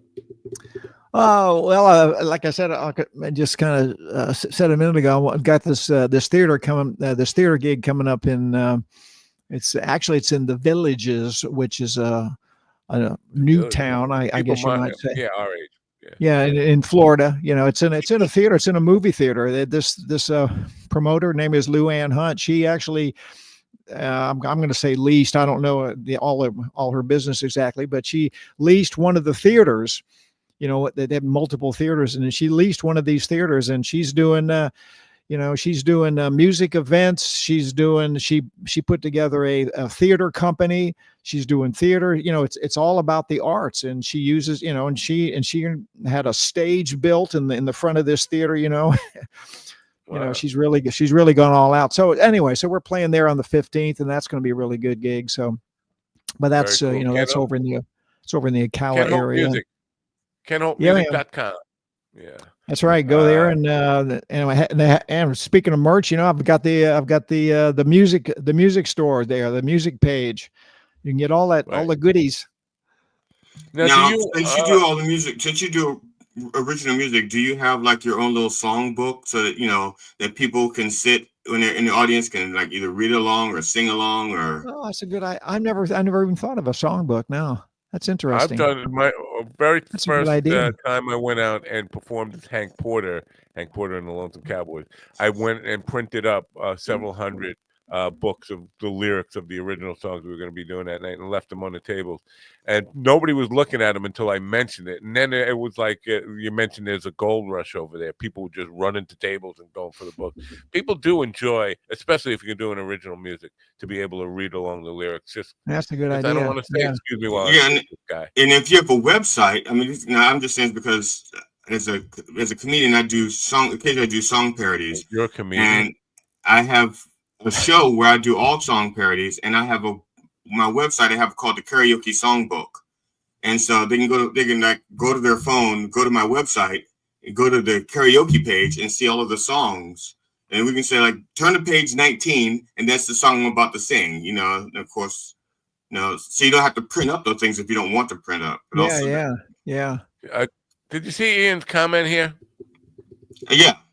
Matt Farley making $20K plus per year off a poop song streaming on Spotify. Now, how do we know what Matt's making? I know Matt. I've had him on the program. He probably should get on the program again. But here's the deal with Matt. He wrote a poop song, and then he just changes the name. So there's a poop song for every name that you could ever think of.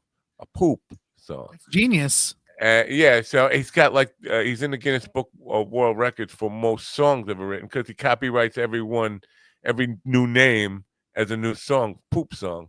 It's got 40,000, I think, some crazy number like that, songs written. Wow.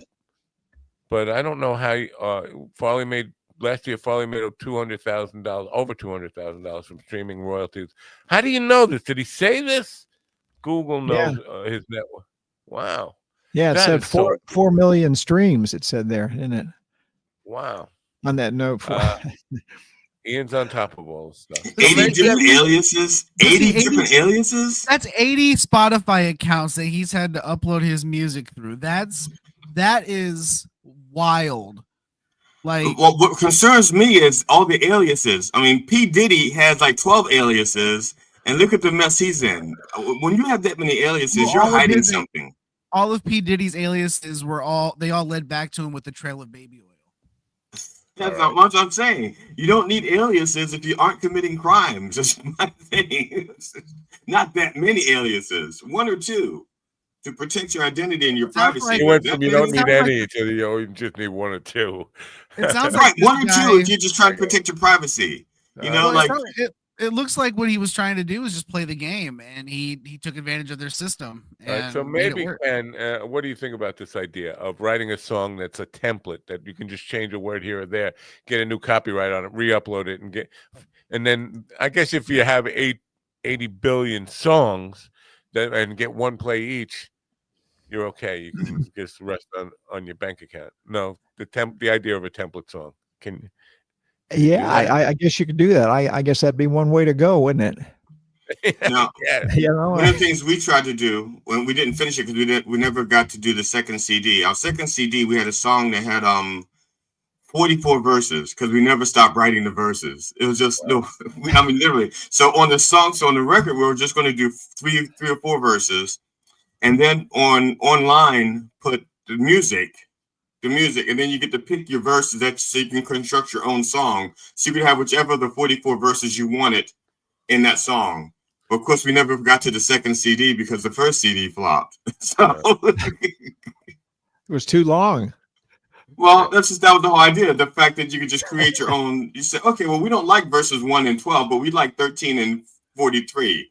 You know, Right. you get to put together your own song. It's like a Rolling Stone. That record, because 45s were made to be 3 minutes or less for sound quality. To have an 8-minute song on a 45 was unheard of in those days. Yeah. It was just like crazy. Do you actually do hard product? Do you do CDs or vinyl or anything, or are you just all streaming? Yeah, yes, yes, and yes. I'm on the new record. I decided not to do CDs. I mean, I don't have a CD player in my car, and hardly any of my friends have CD players. And I mean, I personally, when I go to a show, I don't buy a CD. I will buy vinyl. You know, if the artist that I like has vinyl available, I'll buy vinyl. I will buy vinyl. So I'm doing vinyl on this record. So that's in production, and hopefully I'll have that. You know, it takes a long time to actually make, you know, the product itself, you know. And who's doing the artwork? Because to me, that's other than the sound, the real beauty of vinyl was the artwork on the albums. Yeah, I found a lady. Her name is Amy Bennick. I think she's up north too. I'm gonna say Cleveland, but if she's listening, she's gonna say I'm not from Cleveland. I'm not. I'm forgetting where she's from. Anyway, but she's a graphic artist that the record people got me in touch with, and she's just been great to work for. So she did the cover front and back. She did the you know, the insert that goes in, and got all the lyrics and everything on the insert. Yeah, So, Stephen, your generation will never know the joy of having a vinyl album that you can just like pull out of there. There's a lyric sheet. You can read the back cover. You can obsess over the front cover. That's true. That's true. Yeah. No, I mean, you never. Vinyls are making a comeback, though. I mean, yeah, some artists are only the selling covers them. are not the same. Yeah, it's not the same no. experience. Just take yourself outside and throw your face in the snow. I don't have snow right now. It's just talking. mud. I'm just a little mean today. He always picks on me because I can't stand up for myself. It's okay. So, Ken, you talked about the theater gig, and that sounds really, really sweet and almost enviable. Yeah. But yeah, what are some of the worst places that you've had to perform? Like, I'm not laying my guitar down. I can't. I just can't. I could top it. Whatever it is, I can top it. I don't, you know, I mean, a lot of it for me has to do with who's doing the sound out front. I mean, that has a lot to do with it for me, you know, and if I've got a good, you know, if there's a good, helpful, you know, train, you know, sound person out there, you know, who can actually make you help you to hear yourself in the monitors, and hopefully there would be monitors. I mean, that makes a big difference, you know, to me. I mean, I've played some festivals, you know, where, you know, the sound people, you know, weren't all that helpful, you know, I mean, so, you know, so that kind of sonic sound experience, you know, really makes a big difference for me. And I mean, in terms of bars, I mean, I've played some places that I've probably tried to forget, you know, I mean, we used to play. Well, Used to play Good for bottle you to clubs be way up in northern Maine. You know, we'd start at 10 o'clock at night. Okay. Yeah, we start at 10 and or maybe 9, always play 4 hours, and places way out in the woods, I mean, I could tell you some stories about some of those experiences, but I remember doing 21 nights in a row in a club in Old Orchard Beach, Maine, 21 nights in a row, you've done something when you do 21 nights. Yeah. Well, yeah. My wife is from Maine, and I used to vacation up there a lot. So she's from where in Maine is she from? Well, she's from Central Maine, but we've Around Portland. Actually Augusta.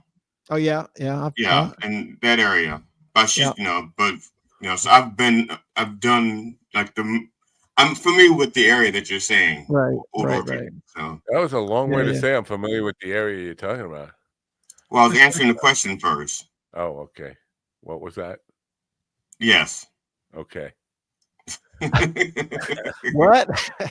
Hello? Yeah, I don't know. But this is like the old Abbott and Costello thing, like who's on first. Only it's like who's on THC. Welcome to Beyond Confused with Matt Napo. Who's on pot? But you talked about bars and places like that. I mean, really weird places to play. Supermarkets on a Sunday morning. Wow. A library where everybody going. No, seriously. I'm playing libraries now. Oil change place, a pizza parking lot. I mean, I could probably think about 30 absurd. A laundromat. Right. I've performed in laundromats. I've done laundromats sex shows in breweries. No, I've done comedy in laundromats and breweries and a factory once, parking garage. I did comedy in the men's room. But that was listen. We were at work. Taking out your penis while everyone laughs is not comedy in the men's room. Okay? Right. If they tip, it is. That's all they could see was the tip. That doesn't count. That's all that matters. All right. I'm sorry, Ken. Once again, we've derailed this program. It's out of control, is it? It is because, you have a tough job. You have a hard job. Yeah. Well, and it doesn't help that I'm on gummies. I promise you, it won't happen again until. Of course not. He took these gummies 3 days ago. He's such a wuss. We don't have the nerve to tell him it's last night dementia. at 6 p.m. is when I took the gummies. Last night at 6 p.m. I learned my lesson though. Don't ignore that other extra zero. It doesn't stand for nothing. No, the extra zero does stand for nothing. Yeah. That's the whole point of zero. Let's not get into that. Let's back to you, Ken. Yeah. Now, Annie Corzin, who was on the 86-year-old TikTok sensation who was on the program last night, turned out her philosophy in life is why not try it? And I was like, you know what? This is how she got her Seinfeld gig. This is how she got her TikTok channel. Why not? Just try it. And I thought, that's bad advice to a guy like me. Why not try it? I would probably have been shot or in prison or gang raped by Ron and his posse or something. If I just said, sure, why not try it? So, yeah. Anyway. Yeah. Do you have an overriding philosophy towards what you do? Just keep on doing it for as long as I can do it, Keep on doing it. I think we should no intention of stopping. I'll keep on as long as I can physically stand up and do it and try to sing it. I'll do it. I'm out. Sorry. Yeah, I knew it. I knew that was coming. I'm out. I almost started laughing premature exasperation. Yeah, there it is. Yeah. If it requires standing, I'm out. But I did take the stand up out of comedy, so there's that. So it can be done. Stand up, sit down, whatever, So Ken, do you have like offspring? Yeah. Now, I have. Are they musicians as well, or did they choose another did they hear your music, Gene? Guitar teachers? No, they chose another route. I could never talk anybody into playing with me, or really, and nobody has any interest. I mean, they're all doing other things, and weren't you listening? You don't talk them into it. Joe Jackson didn't say to the kids, "Okay, Michael, do you want to dance?" He goes like, "Michael, you want to eat? You will dance." Nah, yeah. You know what Joe Jackson said? Joe Jackson said, "You got to look sharp, sharp, sharp. You got to look sharp." Yeah, that's true. And then Michael Jackson turned his nose into a point. Different Joe Jackson. Listen, it's crazy though. Like I try to imagine what it would be like having a parent who's a musician, and I don't see how you can't fall into it. It kind of blows my mind. Try to imagine what it's like to have a parent that stuck around after conception. So what's your point? Well, some of ours stuck around but didn't do shit while they were there. So let's not do apples and oranges, okay? GDGs. So what did your kids decide to do, Ken, if they didn't do music? We're selling records here today. We're trying to sell records here.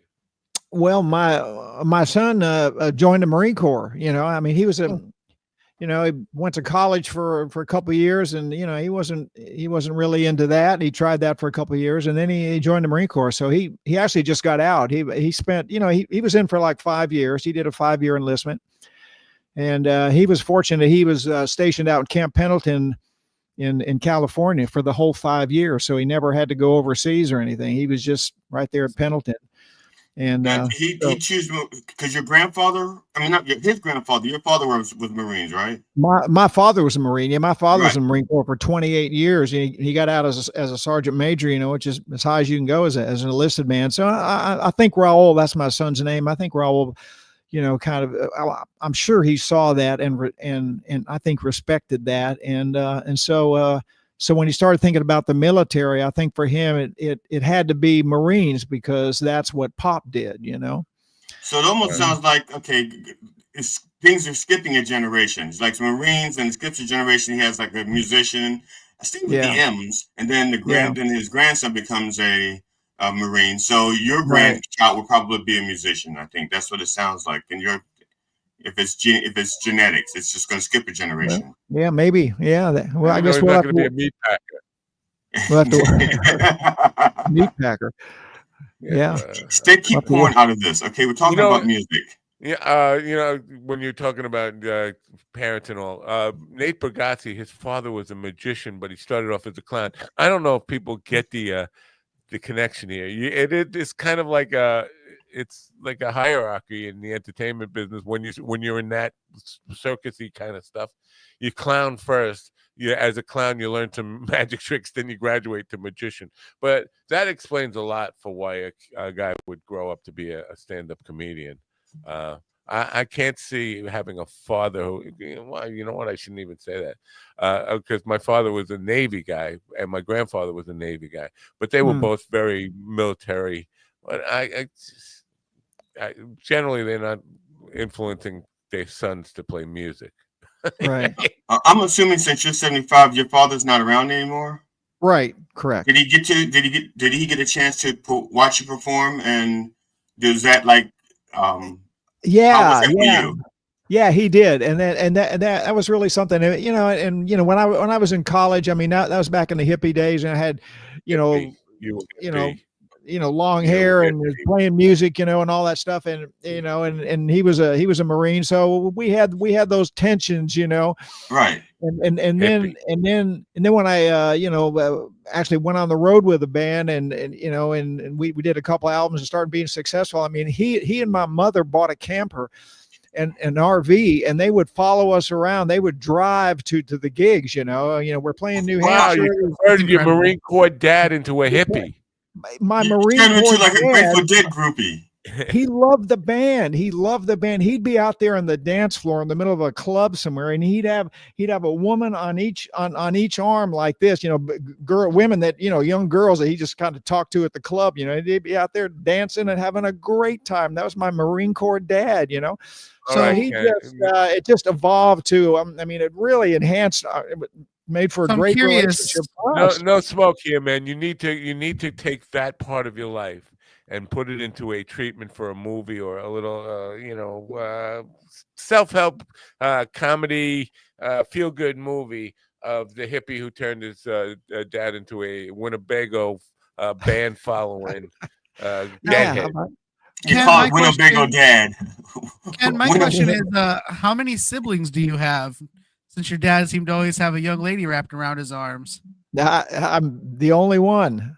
Okay. It was just me, an only child. So, whatever that means, you can analyze that, but only child, The reason I ask is my my aunt recently did like a 23andMe, and my grandfather, terrible man, crazy promiscuous though, and my aunt has found 3 other siblings that they didn't know existed. Ooh. So I was just curious because you got to admire a guy who could say, "My grandfather, terrible man." I just for me it warms my heart to hear talk like that. I don't know. So anyway, Ken, thanks for being part of the program. KenHoltMusic.com, folks. So now, just last, does it go as a collection? Do you write for a collection, or you're a single writer? Because singles are the thing on Spotify, right? Nobody cares about albums. Nobody listens to a full album anymore. I just put out this album, so I have an album. So we're pushing Shine. You have to choose a song. You need to choose a song, to promote, to push. So we're doing that. But I'm also, I'm working on some other songs now that may likely be, more singles instead of putting out another whole album. We're just kind of try to roll out a couple of... It's different, and it's a weird thing because I did put out an album about 4 years ago, but I was thinking in terms of all the songs had to fit the theme. The name of the album was Living in the Moment, and it was all about, no tomorrow, no yesterday, just concentrate on where you are now, enjoying the moment you're living in. So every song was in that genre and kind of geared towards that idea. I don't think the audience gives a flying fuck anymore. I think they want one song at a time. If I like that one, Rod, what is wrong? It's a different attitude when you're just taking a collection of songs and putting them together rather than writing a collection that is meant to go together. Yeah. Like when I chose these 11 songs for this album, I'm thinking, I'm talking to the guy who's doing the mastering for me, I said, well, like this song will flow into this song, and then this will be the first song, this will be the last song, and he said, it really doesn't matter because there's very few people are going to listen to this album from top to bottom. It's gonna be this song or that song, but it does matter. Well, it mattered to me. So so I put them in an order because I'm doing a vinyl record. So I want someone to put on this vinyl and it's going to sound like it has some flow to it, And here's the other thing that people don't think about. Some things happen by accident. Okay, let's say somebody buys your album for the first song. Okay, they like the first song. They put on the first song and the phone rings. They realize they got something cooking. They go in the other room, but it keeps playing. All of a sudden they hear the second song and the third song and the fourth song. Next thing you know, they've heard the whole first half and goes like, damn, that was really nice. And then they want to flip it over. Not just, I heard the one song and I'm going to hit the next song or whatever. No, it matters. It's an art. Get rid of that guy. That guy, get rid of him. He's bad for you and your music and your art. Get rid of him. He's done. Fire him. No, I agree. I mean, I think it matters. I think it matters. Unless he's your son. If he's your son, don't fire him. If he's your son, then keep him on. Just teach him to dance like Joe Jackson did. Yeah. My son buys vinyl now. I mean, he's 28, 29. I forget sometimes. But that's all he buys is vinyl. And I think he got that for me. I'm sure, I mean, if I want to buy him a music for Christmas, I'll buy him a vinyl record, because that's what he listens to. He's a young guy. Now, since we're talking vinyl here, and this is to help the young kids, when they're listening to your album, how many quarters does it take to put on your stylus so that it doesn't skip? I got a dime on mine. I got a dime. Yeah. Everybody who knows what you're talking about is either dead or in a nursing home ready to die. Uh-oh. That's what I said for you young people. I said it just so they under because Look I at know Steven. they don't know. Steven's looking like, when's the next Marvel movie? No, listen. But that's pretty I'm good. young. That's pretty good but I'm action. not- You only have a dime on it. That's pretty I'm young, good. but I'm not. I'm Yeah. not like 15. Like growing up, my parents had a record player in the living room. It was part of like the home stereo system. You know, there was the record player on top, the 2 cassette decks, all the Right. volume and balance controls. Yeah, I The remember console, that. yeah, big And console, the first stand-up comedy I ever heard in my life was a George Carlin album. So And how much money was on the stylus? I don't think they had that problem, but it wasn't used often. They didn't have that problem. I don't think they. I don't really remember that being a problem ever. All right. Yeah, we should end this catastrophe of a show. Can't Help Music. You want to go there? You want to download? You want to go to Bandcamp? You want to buy every single on there and make your own album in your own order? I mean, imagine taking Abbey Road and just shuffling it around. It would not be the same album, right? Yeah. You got to listen. Right. Yeah. Anyway, so thanks for being here, Ken. You're very and welcome. thanks for And with me and these rotten people. I appreciate I appreciate the time with you and getting to meet your buddies here, your friends, and it was great looking at everybody in here. When you come back, bring your instrument so you can actually play a song. Matter of fact, most of us here are actually musicians. We're not very good, but we actually play together. We can actually do like a fivesome, right? Oh wow, that's cool. Yeah, Anyway, we could. We start a band.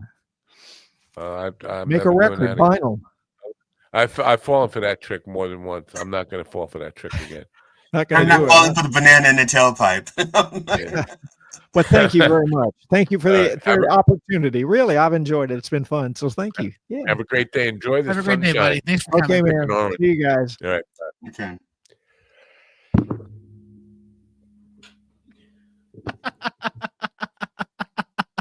I like omelets better than sex. It's easy.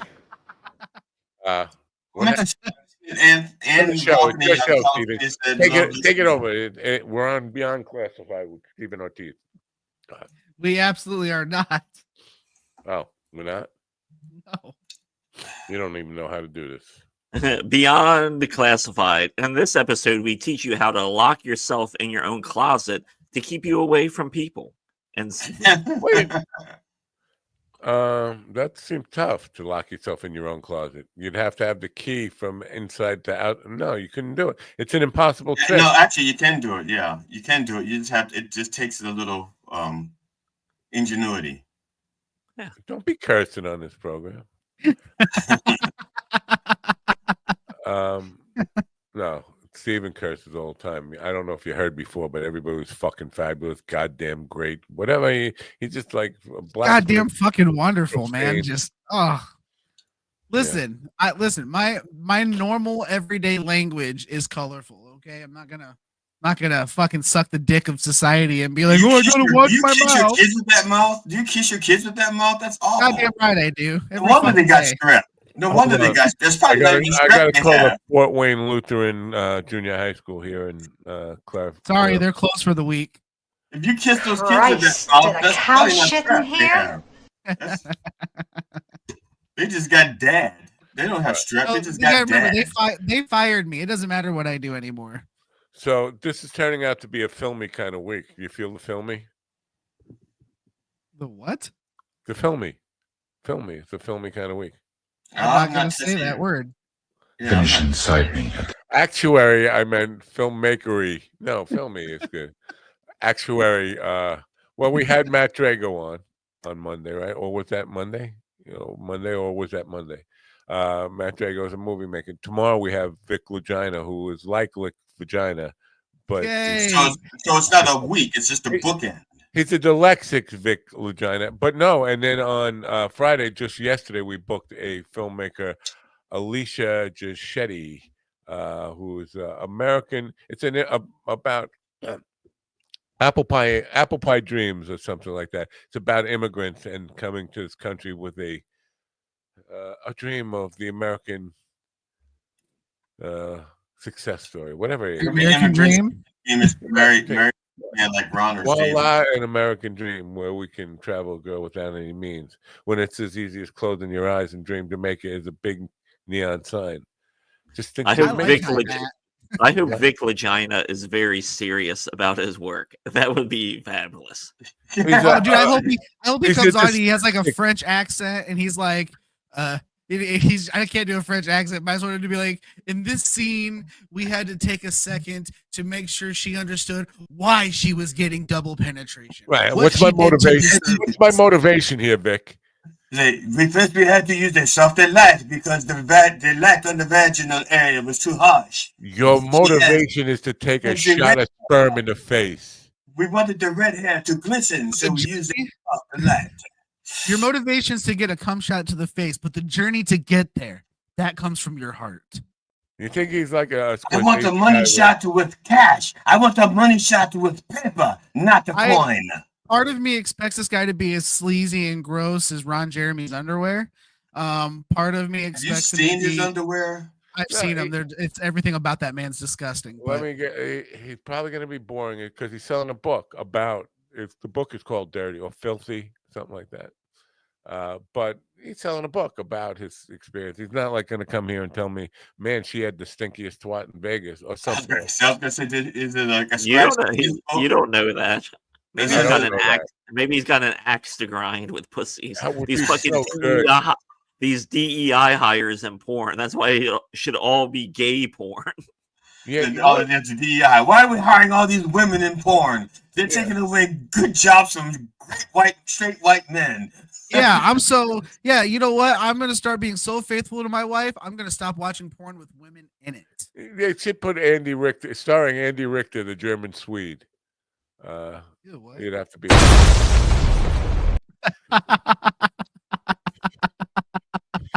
It hurt. Really hurt. So, Ron, I think you should take the lead tomorrow with licked vagina. I mean, Vic Vagina. All right. I'll do some research on the vagina. Yeah. Now, I was hoping he could hook us up with some porn stars to be on the program. I mean, listen.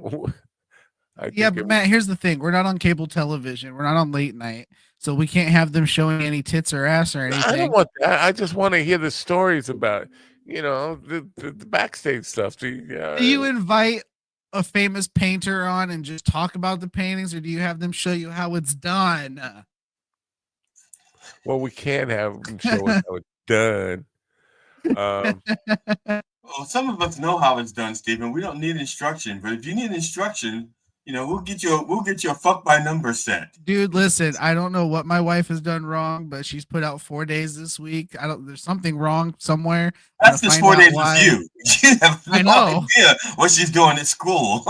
Well, it's Lutheran. She's not the demographic that they fuck. But back-to-back days, I had a guy on who it was his second time on, but he's an author of a book and a pornography addiction counselor.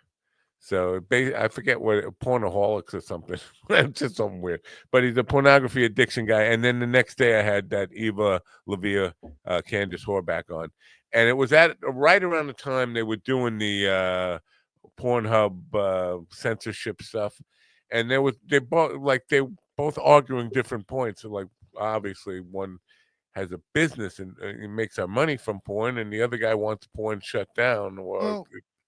The thing is, I mean, I could see both sides of that argument just because porn addiction's a real thing. I think it sets unrealistic expectations for sex, but at the same time, anything can be an addiction like that. So Ron is saying he wants to bukkake you for saying that. No, that's fine. And that's the international Ron wants to bukkake you sign. No, and that's fine. I'm down for trying anything once, but I just think like anything, it can be an addiction. But at the same time, to demonize it and make it out to be like this big evil thing, I think is also really wrong because it's work. It's no different than anyone else doing anything else with their body for work, in my opinion. So, yeah, they never examined their own relationship. I mean, why is that person addicted to porn? Right. I mean, there's a reason for it. Well, no, to be fair, I think that's what he does. Is he tells people that you got to face your own demons about it. If it's ruining your life, if you can't fuck your wife because you've been watching porn all day, because jacking off, you got to kind of take assessment of your own life and do something. Oh yeah. Listen, if your wife is willing, intervention, like for porn intervention, someone's at home jerking off, then you just bust in the room with a group of people. We caught you, you bitch. Yeah, yeah. Now finish and make it sexy. Look us in the eyes while you finish. Oh, Mike Johnson's son walks in and goes, Dad, you didn't text me about this one. Drop the cock and take a step back. Come out with your hands up and your pants down. Yeah, they could be on all fours with a dildo in their ass, and they're just Finish like, inside me. And so, as a group, I mean, I think you do Finish have to. inside me. You know, it's the only thing you can do. Sure. It's the only sympathetic thing as a human you should do. One Walk weird in on someone things, jerking off, help them finish. because she had said, and I got to kind of review this. I forget whether it's 3 or 4, but she said she started having her first sexual fantasies at 3 or 4 years old, and the porn guy said, "Well, that's fuck. There's something weird going on there." Yeah, that's probably not. Where does a kid get that from? Welcome to Minucci's. At Minucci's? That's where you get those? Those fucking weird ass kids meals, man. You got to. I thought it was a family restaurant. I guess not. It is a family restaurant. Porn for everyone. Yeah, it's Don't get the kids Manson meal. family restaurant. Right? Don't get the kids meal. It is full of sexual fantasies. Hey, make sure you check out Minucci's on Saturday nights for the after hours party. No DEIs allowed. It's only straight white guys hanging out. A lot of YMCA will be playing. Grinder will be down in the area during the event. Welcome to Minucci's. Hold on, Mr. Minucci's on the line now. I don't know. Are we gonna? Is there a Minucci's? Are they gonna be mad at me? I hope somewhere in the country there's a real Minucci's. They're like, I don't know who the fuck this coffee with the dog place is, but they keep telling people that we have dead bodies and we fuck them. And if another person comes in asking, I'm going to be really upset. Hi. You know, no, the worst scenario is somebody believes it, like that pizza place in DC when they thought that there was children being held hostage in the basement. There was no basement. He went and they shot the place up. Just because there's no basement doesn't mean there aren't kids in it. Basement. They could just be buried under the floor. That's somebody goes to Minucci's. Okay, let the dude. We know the children in the basement. We saw it on Coffee with the Dog. Let them out. Well, with today's prices in the market, you cannot afford not to eat as a cannibal. Yeah. Wow, look at all this. Oh my God, I've been inundated. I guess we should just crash this fucking thing right into a fucking wall. What happened? 2 weeks, Matt. What's with all the vulgarity and the profanity? You almost sound like Steven. It was the gummies talking. You know, I doubt it. I bet you Matt hasn't even had gummies in like 2 weeks. He's just having a seizure, and he took them last night. That's coming for you. Matt's having a recurrence of a TIA. Was it TNA? You know, that was my fear last night, that if my wife walked over and looked in that curtain, she would assume that I was having a stroke again. And I literally did not have the ability to say, I'm not having a stroke, it's the gummies. I couldn't, I mean, I couldn't talk. I couldn't do anything. Well, you were sitting at your desk. You should have made a thing that said it. So then the paramedics showed up here giving me a blood pressure test. And it's incredibly low. He's got no blood pressure. This is the problem. All we gotta do is, you said you were vomiting though, right? Huh? You were vomiting, so you could talk. If you could vomit, you can talk. You're like, help! Help! Yeah, Are you a retard? Yep. Sort of, but in a different kind of way.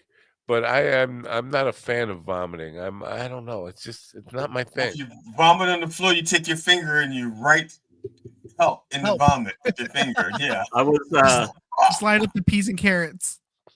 I was listening to Dan Soder's album last night, Son of Gary, again, and he has a joke on there about eating edibles. He's like, yeah, man, you just eat an edible, and you're like, fuck, this doesn't work. Then all of a sudden your belly gets warm, then you're like, oh my God, now all my fears as a 9-year-old are hitting me right now. Yeah. That's what I call schlong division. It was a rookie mistake. I take full responsibility. But when do you, because I thought about it, and like an hour should be long enough to know that it's working or not, right? No, because it can take, if you look at most of those packages, they say allow up to like 90 minutes or something like that for full effect. Yeah, everybody is different. Like last night when we were in the dirty Jersey, we stopped in my wife wanted to stop at this dispensary because you could buy 100 milligram chunks for like $10. So she wanted a couple of those.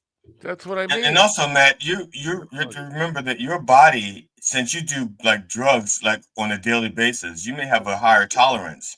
I mean, it may hit me like quicker because I very seldom take drugs.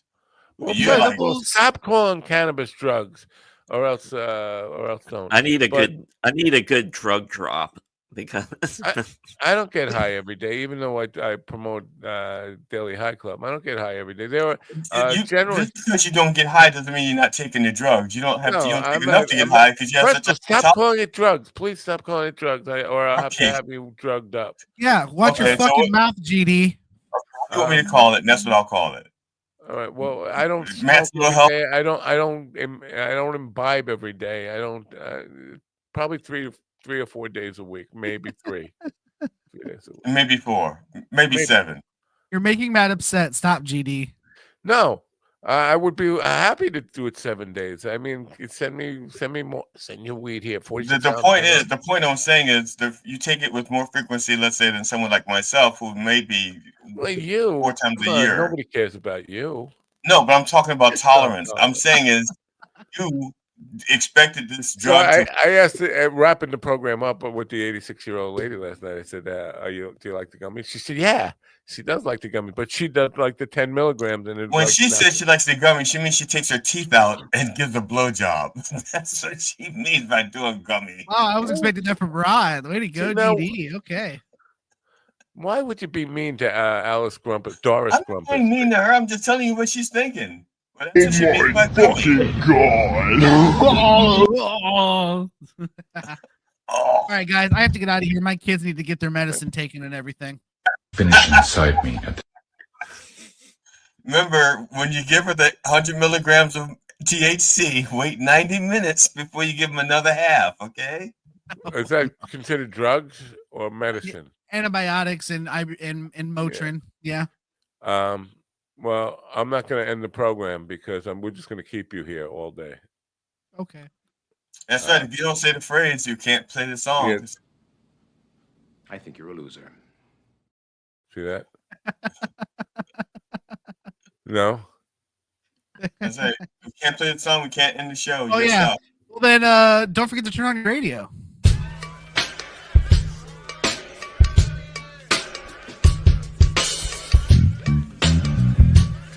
Finish inside me. Finish inside me. Welcome to Minucci's.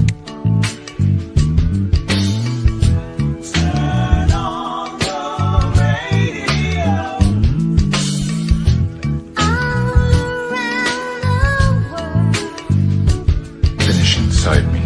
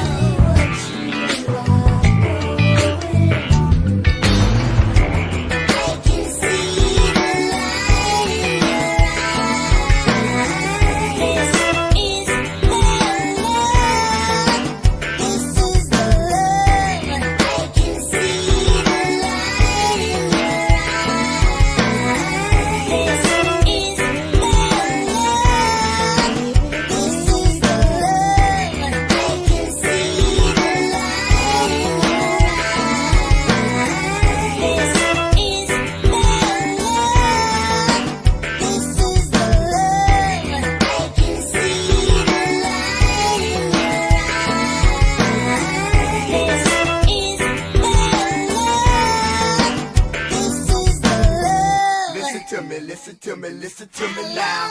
Listen to me, listen to me, listen to me now. Listen to me, listen to me, listen to me now. Listen to me, listen to me, listen